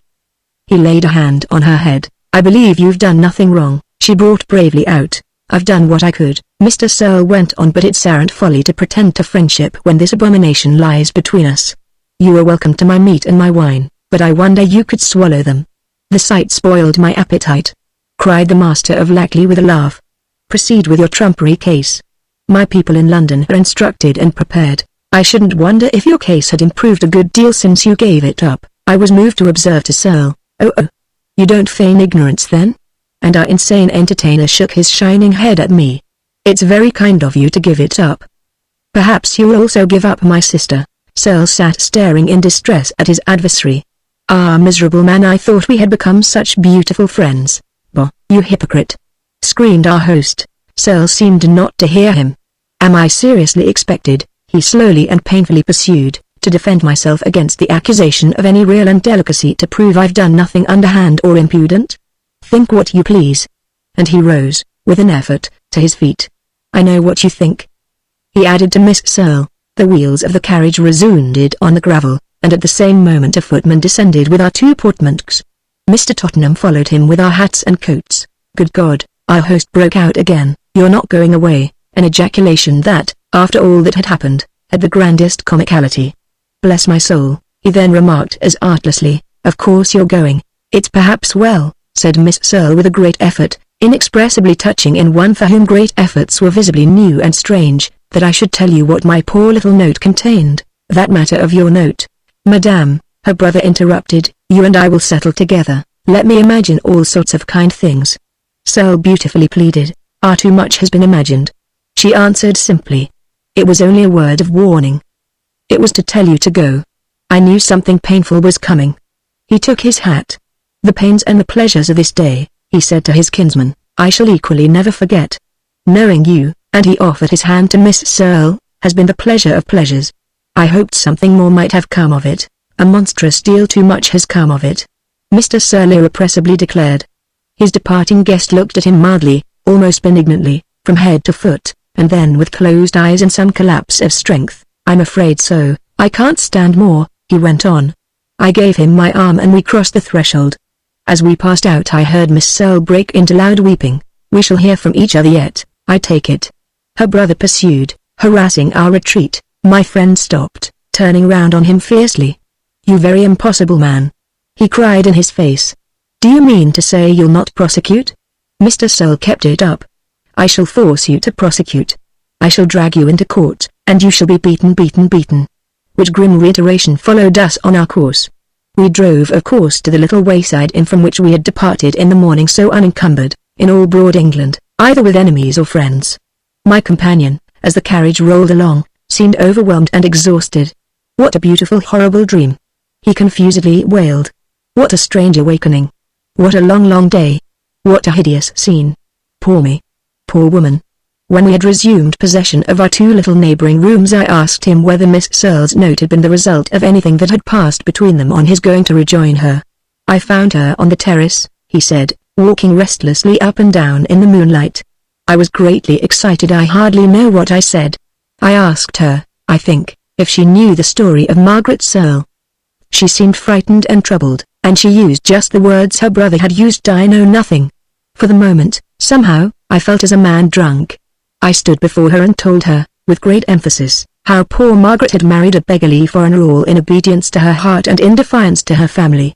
As I talked the sheeted moonlight seemed to close about us, so that we stood there in a dream, in a world quite detached. She grew younger, prettier, more attractive. I found myself talking all kinds of nonsense. Before I knew it I had gone very far. I was taking her hand and calling her Margaret, dear Margaret. She had said it was impossible, that she could do nothing, that she was a fool, a child, a slave. Then with a sudden sense it was odd how it came over me the reality of my connection with the place. I spoke of my claim against the estate. It exists, I declared, but I've given it up. Be generous. Pay me for my sacrifice. For an instant her face was radiant. If I marry you, she asked, will it make everything right? Of that I at once assured her in our marriage the whole difficulty would melt away like a raindrop in the great sea. Our marriage, she repeated in wonder, and the deep ring of her voice seemed to wake us up and show us our folly. I love you, but I shall never see you again, she cried, and she hurried away with her face in her hands. I walked up and down the terrace for some moments, and then came in and met you. That's the only witchcraft I've used. The poor man was at once so roused and so shaken by the day's events that I believed he would get a little sleep. Conscious on my own part that I shouldn't close my eyes, I but partly undressed, stirred my fire and sat down to do some writing. I heard the great clock in the little parlour below strike 12, 1:30. Just as the vibration of this last stroke was dying on the air the door of communication with Searle's room was flung open and my companion stood on the threshold, pale as a corpse, in his nightshirt, shining like a phantom against the darkness behind him. Look well at me, he intensely gasped, touch me, embrace me, revere me. You see a man who has seen a ghost. Gracious goodness, what do you mean? Write it down, he went on. There, take your pen. put it into dreadful words. How do I look? Am I human? Am I pale? Am I red? Am I speaking English? A ghost, sir. Do you understand? I confess there came upon me by contact a kind of supernatural shock. I shall always feel by the whole communication of it that I too have seen a ghost. My first movement, I can smile at it now, was to spring to the door, close it quickly and turn the key upon the gaping blackness from which Searle had emerged. I seized his two hands, they were wet with perspiration. I pushed my chair to the fire and forced him to sit down in it, then I got on my knees and held his hands as firmly as possible. They trembled and quivered. His eyes were fixed save that the pupil dilated and contracted with extraordinary force. I asked no questions, but waited there, very curious for what he would say. At last he spoke. I'm not frightened, but I'm excited. This is life. This is living. My nerves, my heart, my brain. They're throbbing, don't you feel it? Do you tingle? Are you hot? Are you cold? Hold me tight, tight, tight. I shall tremble away into waves, into surges, and know all the secrets of things and all the reasons and all the mysteries. He paused a moment and then went on, a woman as clear as that candle, no, far clearer. In a blue dress, with a black mantle on her head and a little black muff. Young and wonderfully pretty, pale and ill, with the sadness of all the women who ever loved and suffered, pleading and accusing in her wet-looking eyes. God knows I never did any such thing. But she took me for my elder, for the other Clement. She came to me here as she would have come to me there. She wrung her hands and she spoke to me, marry me. She moaned, marry me, and put an end to my shame. I sat up in bed, just as I sit here, looked at her, heard her voice melt away, watched her figure fade away. Bless us and save us. Here I be. I made no attempt either to explain or to criticize this extraordinary passage. It's enough that I yielded for the hour to the strange force of my friend's emotion. On the whole, I think my own vision was the more interesting of the two. He beheld but the transient irresponsible spectre, I beheld the human subject hot from the spectral presence. Yet I soon recovered my judgment sufficiently to be moved again to try to guard him against the results of excitement and exposure. It was easily agreed that he was not for the night to return to his room, and I made him fairly comfortable in his place by my fire. Wishing above all to preserve him from a chill, I removed my bedding and wrapped him in the blankets and counterpane. I had no nerves either for writing or for sleep, so I put out my lights, renewed the fuel, and sat down on the opposite side of the hearth. I found it a great and high solemnity just to watch my companion. Silent, swathed and muffled to his chin, he sat rigid and erect with the dignity of his adventure. For the most part his eyes were closed, though from time to time he would open them with a steady expansion and stare, never blinking, into the flame, as if he again beheld without terror the image of the little woman with the muff. His cadaverous emaciated face, his tragic wrinkles intensified by the upward glow from the hearth, his distorted moustache, his extraordinary gravity and a certain fantastical air as the red light flickered over him, all reinforced his fine likeness to the vision-haunted knight of La Mancha when laid up after some grand exploit. The night passed wholly without speech. Toward its close I slept for half an hour. When I awoke the awakened birds had begun to twitter, and Searle, unperturbed, sat staring at me. We exchanged a long look, and I felt with a pang that his glittering eyes had tasted their last of natural sleep. "How is it? Are you comfortable?" I nevertheless asked. He fixed me for a long time without replying, and then spoke with a weak extravagance and with such pauses between his words as might have represented the slow prompting of an inner voice. "You asked me when you first knew me what I was." "Nothing," I said, "nothing of any consequence. Nothing I've always supposed myself to be. But I've wronged myself. I'm a great exception. I'm a haunted man." If sleep had passed out of his eyes, I felt with even a deeper pang that sanity had abandoned his spirit. From this moment I was prepared for the worst. There were in my friend, however, such confirmed habits of mildness that I found myself not in the least fearing he would prove unmanageable. As morning began fully to dawn upon us, I brought our curious vigil to a close. Searle was so enfeebled that I gave him my hands to help him out of his chair, and he retained them for some moments after rising to his feet, unable as he seemed to keep his balance. "Well," he said, "I've been once favored, but I don't think I shall be favored again. I shall soon be myself, as fit to appear as any of them. I shall haunt the master of Lackley. It can only mean one thing, that they're getting ready for me on the other side of the grave." When I touched the question of breakfast, he replied that he had his breakfast in his pocket, and he drew from his traveling bag a phial of morphine. He took a strong dose and went to bed. At noon I found him on foot again, dressed, shaved, much refreshed. "Poor fellow," he said, You've got more than you bargained for, not only a man with a grievance but a man with a ghost. Well, it won't be for long. It had of course promptly become a question whether we should now direct our steps. As I've so little time, he argued, for this, I should like to see the best alone. I answered that either for time or eternity I had always supposed Oxford to represent the English maximum, and for Oxford in the course of an hour we accordingly departed. Chapter 4. Of that extraordinary place I shall not attempt to speak with any order or indeed with any coherence. It must ever remain one of the supreme gratifications of travel for any American aware of the ancient pieties of race. The impression it produces, the emotions it kindles in the mind of such a visitor, are too rich and various to be expressed in the halting rhythm of prose. Passing through the small oblique streets in which the long grey battered public face of the colleges seems to watch jealously for sounds that may break upon the stillness of study, you feel it the most dignified and most educated of cities. Over and through it all the great corporate fact of the university slowly throbs after the fashion of some steady bass in a concerted piece, or that of the medieval mystical presence of the empire in the old states of Germany. The plain perpendicular of the so mildly conventual fronts, masking blessed seraglios of culture and leisure, irritates the imagination scarce less than the harem walls of eastern towns. Within their arching portals, however, you discover more sacred and sunless courts, and the dark verdure soothing and cooling to bookish eyes. The grey-green quadrangles stand forever open with a trustful hospitality. The seat of the humanities is stronger in her own good manners than in a marshalled host of wardens and beadles. Directly after our arrival my friend and I wandered forth in the luminous early dusk. We reached the bridge that underspans the walls of Magdalen and saw the 8-spired tower, delicately fluted and embossed, rise in temperate beauty, the perfect prose of Gothic wooing the eyes to the sky that was slowly drained of day. We entered the low monkish doorway and stood in the dim little court that nestles beneath the tower, where the swallows niche more lovingly in the tangled ivy than elsewhere in Oxford, and passed into the quiet cloister and studied the small sculptured monsters on the entablature of the arcade. I rejoiced in every one of my unhappy friend's responsive vibrations, even while feeling that they might as direfully multiply as those that had preceded them. I may say that from this time forward I found it difficult to distinguish in his company between the riot of fancy and the labour of thought, or to fix the balance between what he saw and what he imagined. He had already begun playfully to exchange his identity for that of the earlier Clement Searle, and he now delivered himself almost wholly in the character of his old-time kinsman.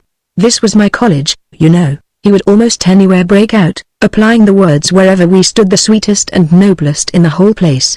How often have I strolled in this cloister with my intimates of the other world.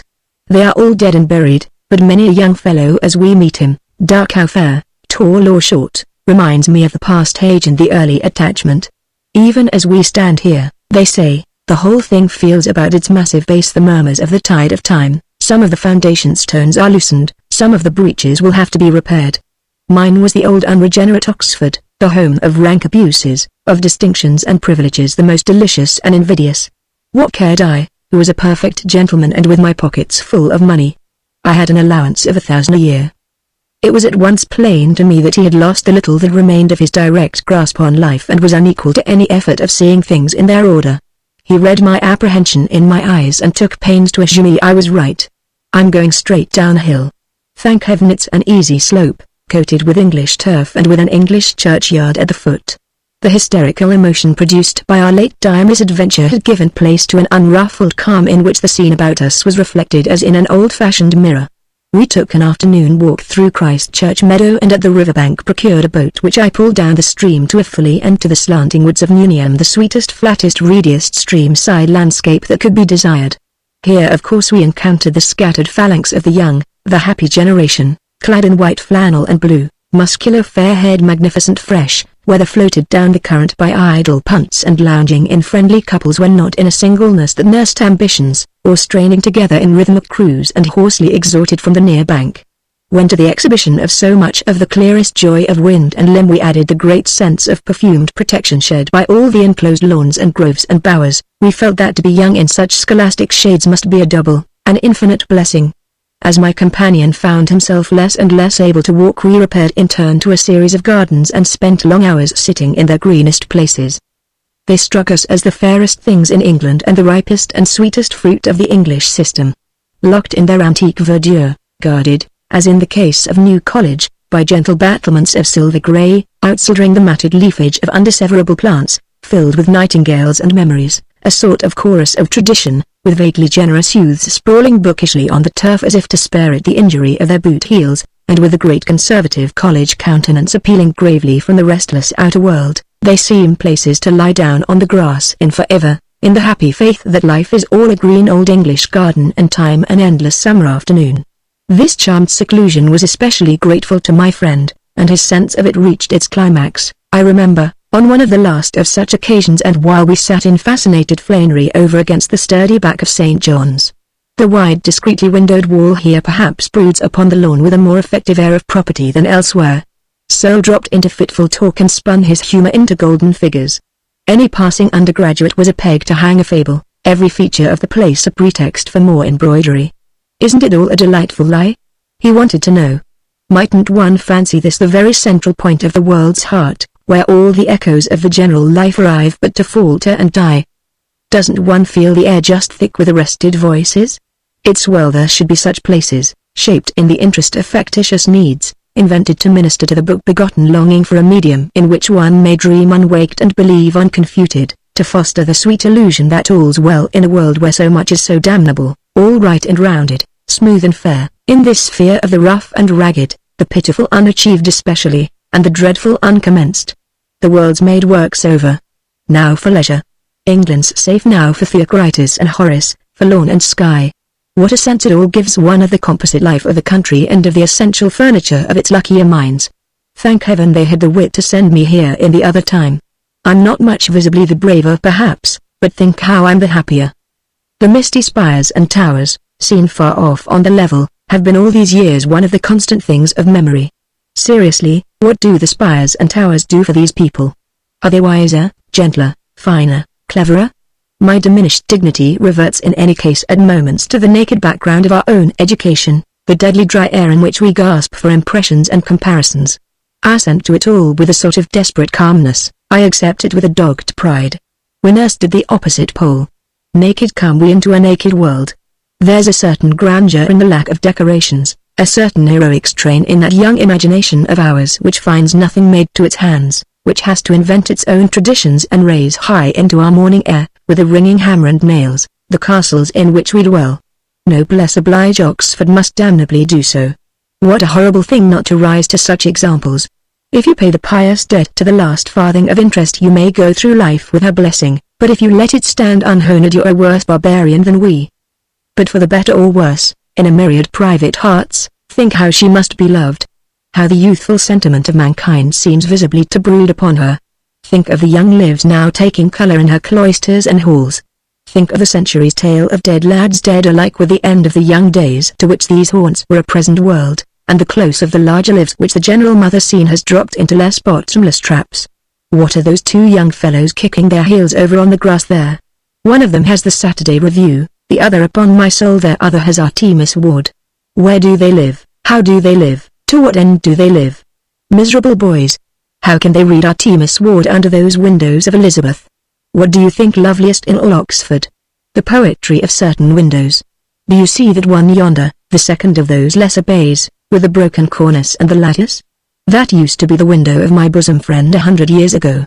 Remind me to tell you the story of that broken cornice. Don't pretend it's not a common thing to have one's bosom friend at another college. Pray, was I committed to common things? He was a charming fellow. By the way, he was a good deal like you. Of course his cocked hat, his long hair in a black ribbon, his cinnamon velvet suit and his flowered waistcoat made a difference. We gentlemen used to wear swords. There was really the touch of grace in my poor friend's divagations. The disheartened dandy had so positively turned rhapsodist and seer. I was particularly struck with his having laid aside the diffidence and self-consciousness of the first days of our acquaintance. He had become by this time a disembodied observer and critic, the shell of sense, growing daily thinner and more transparent, transmitted the tremor of his quickened spirit. He seemed to pick up acquaintances, in the course of our contemplations, merely by putting out his hand. If I left him for 10 minutes I was sure to find him on my return in earnest conversation with some affable wandering scholar.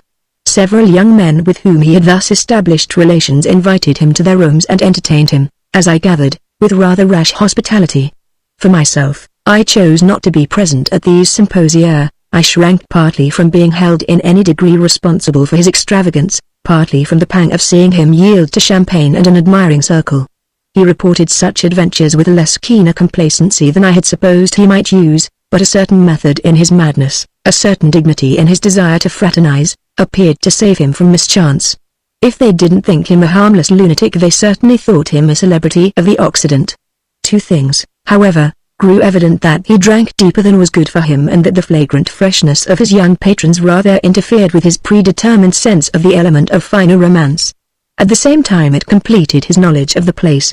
Making the acquaintance of several tutors and fellows, he dined in hall in half a dozen colleges, alluding afterwards to these banquets with religious unction. One evening, after a participation indiscreetly prolonged, he came back to the hotel in a cab, accompanied by a friendly undergraduate and a physician, and looking deadly pale. He had swooned away on leaving table and remained so rigidly unconscious as much to agitate his banqueters. The following 24 hours he of course spent in bed, but on the third day declared himself strong enough to begin afresh. On his reaching the street his strength once more forsook him, so that I insisted on his returning to his room. He besought me with tears in his eyes not to shut him up. "It's my last chance. I want to go back for an hour to that garden of St. John's. Let me eat and drink tomorrow I die." It seemed to me possible that with a bath chair the expedition might be accomplished. The hotel, it appeared, possessed such a convenience, which was immediately produced. It became necessary hereupon that we should have a person to propel the chair. As there was no one on the spot at liberty, I was about to perform the office, but just as my patient had got seated and wrapped he now had a perpetual chill, an elderly man emerged from a lurking place near the door and, with a formal salute, offered to wait upon the gentleman. We assented, and he proceeded solemnly to trundle the chair before him. I recognized him as a vague personage whom I had observed to lounge shyly about the doors of the hotels, at intervals during our stay, with a depressed air of wanting employment and a poor semblance of finding it. He had once indeed in a half-hearted way proposed himself as an amateur cicerone for a tour through the colleges, and I now, as I looked at him, remembered with a pang that I had too curtly declined his ministrations. Since then his shyness, apparently, had grown less or his misery greater, for it was with a strange grim avidity that he now attached himself to our service. He was a pitiful image of shabby gentility and the dinginess of reduced circumstances. He would have been, I suppose, some 50 years of age, but his pale, haggard, unwholesome visage, his plaintive drooping carriage, and the irremediable disarray of his apparel seemed to add to the burden of his days and tribulations. His eyes were weak and bloodshot, his bold nose was sadly compromised, and his reddish beard, largely streaked with grey, bristled under a month's neglect of the razor. In all this rusty forlornness lurked a visible assurance of our friend's having known better days. Obviously he was the victim of some fatal depreciation in the market value of pure gentility. There had been something terribly affecting in the way he substituted for the attempt to touch the greasy rim of his antiquated hat some such bow as one man of the world might make another. Exchanging a few words with him as we went, I was struck with the decorum of his accent. His fine whole voice should have been congruously cracked. "Take me by some long roundabout way," said Searle, "so that I may see as many college walls as possible." "You know," I asked of our attendant, "all these wonderful ins and outs?" "I ought to, sir," he said, after a moment, with pregnant gravity. "And as we were passing one of the colleges, that used to be my place," he added. At these words Searle desired him to stop and come round within sight. "You say that's your college? The place might deny me, sir, but heaven forbid I should seem to take it to live her. If you'll allow me to wheel you into the quad, I'll show you my windows of 30 years ago."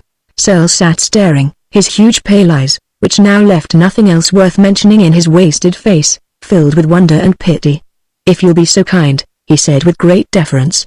But just as this perverted product of a liberal education was about to propel him across the threshold of the court, he turned about, disengaged the mercenary hands, with one of his own, from the back of a chair, drew their owner alongside and turned to me.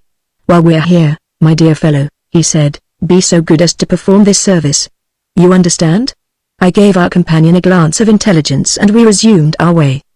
The latter showed us his window of the better time, where a rosy youth in a scarlet smoking fez now puffed a cigarette at the open casement. Thence we proceeded into the small garden, the smallest, I believe, and certainly the sweetest, of all the planted places of Oxford. I pushed the chair along to a bench on the lawn, turned it round, toward the front of the college, and sat down by it on the grass. Our attendant shifted mournfully from one foot to the other, his patron eyeing him open-mouthed. At length Searle broke out, "God bless my soul, sir, you don't suppose I expect you to stand?" "There's an empty bench, thank you," said our friend, who bent his joints to sit. You English are really fabulous. I don't know whether I most admire or most abominate you. Now tell me, who are you? What are you? What brought you to this?" The poor fellow blushed up to his eyes, took off his hat and wiped his forehead with an indescribable fabric drawn from his pocket. "My name's Rawson, sir. Beyond that it's a long story. I ask out of sympathy," said Searle. "I've a fellow feeling. If you're a poor devil, I'm a poor devil as well. I'm the poorer devil of the two," said the stranger with an assurance for once presumptuous. "Possibly. I suppose an English poor devil's the poorest of all poor devils. And then you've fallen from a height. From a gentleman commoner, is that what they called you? To a propeller of bath chairs. Good heavens, man, the fall's enough to kill you. I didn't take it all at once, sir. I dropped a bit one time and a bit another." That's me, cried Searle with all his seriousness. "And now," said our friend, "I believe I can't drop any further, my dear fellow." And Searle clasped his hand and shook it. "I too am at the very bottom of the hole." Mr. Rawson lifted his eyebrows. "Well, sir, there's a difference between sitting in such a pleasant convenience and just drudging behind it." "Yes, there's a shade. But I'm at my last gasp, Mr. Rawson. I'm at my last penny, sir. Literally, Mr. Rawson." Mr. Rawson shook his head with large loose bitterness. "I've almost come to the point of drinking my beer and buttoning my coat figuratively, but I don't talk in figures." Fearing the conversation might appear to achieve something like gaiety at the expense of Mr. Rawson's troubles, I took the liberty of asking him, with all consideration, how he made a living. "I don't make a living," he answered with tearful eyes. "I can't make a living. I've a wife and 3 children and all starving, sir. You wouldn't believe what I've come to. I sent my wife to her mother's, who can ill afford to keep her, and came to Oxford a week ago, thinking I might pick up a few half-crowns by showing people about the colleges. But it's no use. I haven't the assurance. I don't look decent. They want a nice little old man with black gloves and a clean shirt and a silver-headed stick. What do I look as if I knew about Oxford, sir?" "Mercy on us," cried Searle, "why didn't you speak to us before?" "I wanted to. Half a dozen times I've been on the point of it. I knew you were Americans, and Americans are rich," cried Searle, laughing. "My dear Mr. Rawson, American as I am, I'm living on charity. And I'm exactly not, sir. There it is. I'm dying for the lack of that same. You say you're a pauper, but it takes an American pauper to go bowling about in a bath chair. America's an easy country, Army," groaned Searle. "Have I come to the most delicious corner of the ancient world to hear the praise of Yankeeland?" "Delicious corners are very well, and so is the ancient world," said Mr. Rawson, "but one may sit here hungry and shabby, so long as one isn't too shabby, as well as elsewhere. You'll not persuade me that it's not an easier thing to keep afloat yonder than here. I wish I were in Yankeeland, that's all," he added with feeble force. Then brooding for a moment on his wrongs, "Have you a bloated brother? Or you, sir? It matters little to you. But it has mattered to me with a vengeance. Shabby as I sit here, I can boast that advantage as he has 5,000 a year. Being but a 12-month my elder, he swaggers while I go thus. There's old England for you. A very pretty place for him, poor old England," said Searle softly. "Has your brother never helped you?" I asked. "A £5 note now and then. Oh, I don't say there haven't been times when I haven't inspired an irresistible sympathy. I've not been what I should. I married dreadfully out of the way.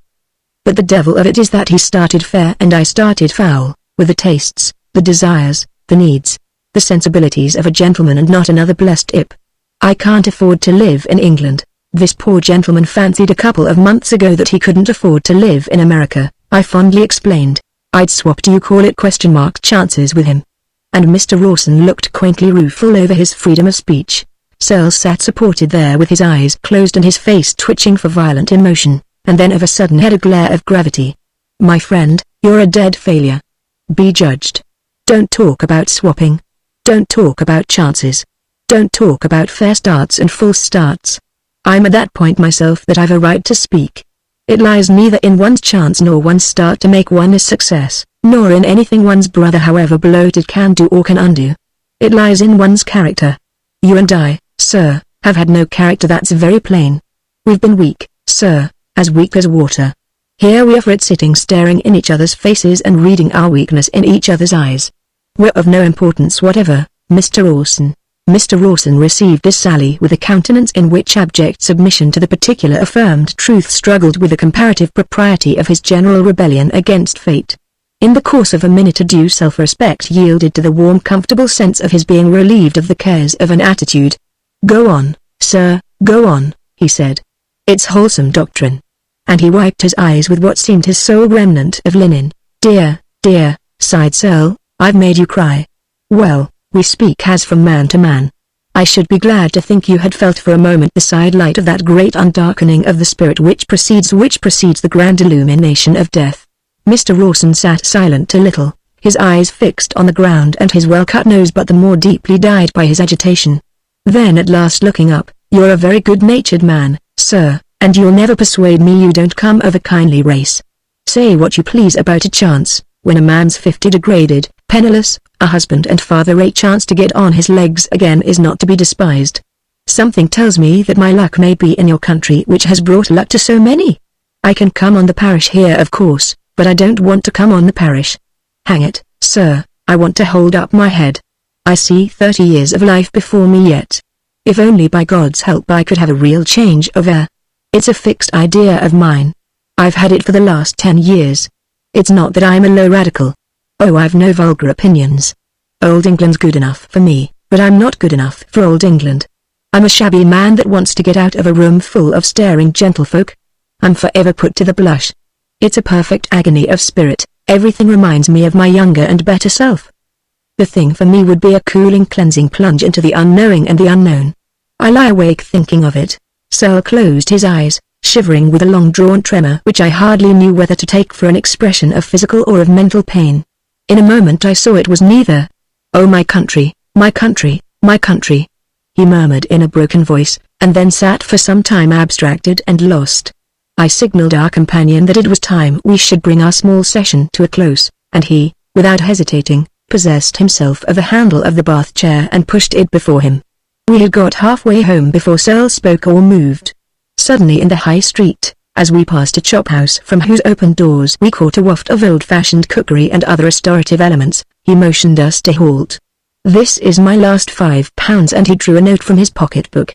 "Do me the favour, Mr. Rawson, to accept it. Go in there and order the best dinner they can give you. Call for a bottle of Burgundy and drink it to my eternal rest."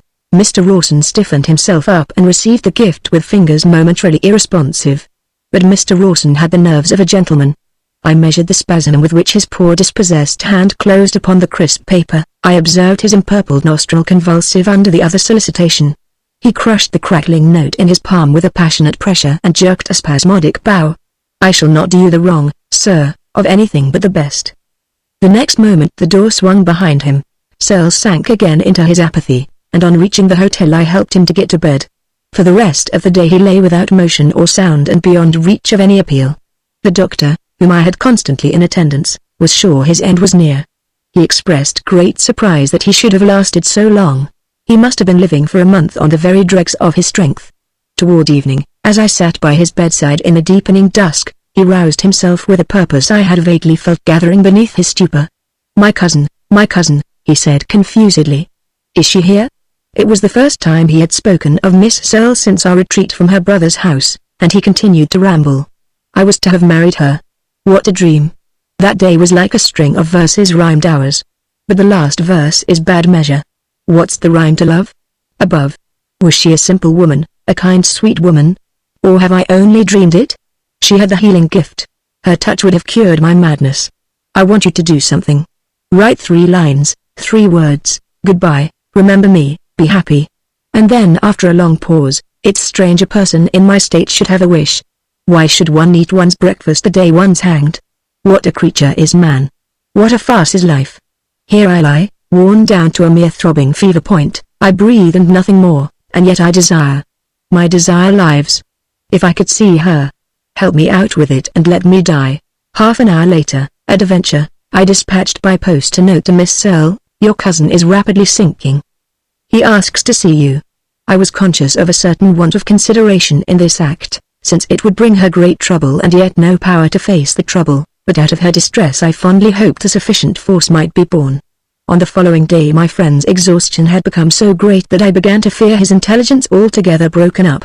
But toward evening he briefly rallied, to maunder about many things, confounding in a sinister jumble the memories of the past weeks and those of bygone years. "By the way," he said suddenly, "I've made no will. I haven't much to bequeath. Yet I have something." He had been playing listlessly with a large signet ring on his left hand, which he now tried to draw off. "I leave you this, working it round and round vainly if you can get it off. What enormous knuckles! There must be such knuckles in the mummies of the pharaohs. Well, when I'm gone. No, I leave you something more precious than gold, the sense of a great kindness. But I've a little gold left. Bring me those trinkets." I placed on the bed before him several articles of jewelry, relics of early foppery, his watch and chain, of great value, a locket and seal, some odds and ends of goldsmith's work. He trifled with them feebly for some moments, murmuring various names and dates associated with them. At last, looking up with clearer interest, "What has become," he asked, "of Mr. Orson? You want to see him? How much are these things worth?" He went on without heeding me. "How much would they bring?" And he weighed them in his weak hands. "They're pretty heavy. Some 100 or so. Oh, I'm richer than I thought. Rawson, you want to get out of this awful England?" I stepped to the door and requested the servant whom I kept in constant attendance in our adjacent sitting room to send and ascertain if Mr. Rawson were on the premises. He returned in a few moments, introducing our dismal friend. Mr. Rawson was pale even to his nose and derived from his unaffectedly concerned state an air of some distinction. I led him up to the bed. In Searle's eyes, as they fell on him, there shone for a moment the light of a human message. "Lord have mercy!" gasped Mr. Orson. "My friend," said Searle, "there's to be one American the less, so let there be at the same time one the more. At the worst you'll be as good a one as I. Foolish me. Take these battered relics, you can sell them, let them help you on your way. They're gifts and mementos, but this is a better use. Heaven speed you. May America be kind to you. Be kind, at the last, to your own country. Really this is too much, I can't," the poor man protested, almost scared and with tears in his eyes. "Do come round and get well and I'll stop here. I'll stay with you and wait on you." "No, I'm booked for my journey, you for yours. I hope you don't mind the voyage." Mr. Rawson exhaled a groan of helpless gratitude, appealing piteously from so strange a windfall. "It's like the angel of the Lord who bids people in the Bible to rise and flee." Searle had sunk back upon his pillow, quite used up. I led Mr. Rawson back into the sitting room, where in 3 words I proposed to him a rough valuation of our friend's trinkets. He assented with perfect good breeding. They passed into my possession and a second bank note into his. From the collapse into which this wondrous exercise of his imagination had plunged him, my charge then gave few signs of being likely to emerge. He breathed, as he had said, and nothing more. The twilight deepened. I lighted the night lamp. The doctor sat silent and official at the foot of the bed. I resumed my constant place near the head. Suddenly our patient opened his eyes wide. "She'll not come," he murmured. "Amen. She's an English sister." 5 minutes passed. He started forward. "She's come, she's here," he confidently quavered. His words conveyed to my mind so absolute an assurance that I lightly rose and passed into the sitting room. At the same moment, through the opposite door, the servant introduced a lady. A lady, I say, for an instant she was simply such tall, pale, dressed in deep mourning. The next instant I had uttered her name, Miss Searle. She looked 10 years older. She met me with both hands extended and an immense question in her face. "He has just announced you," I said.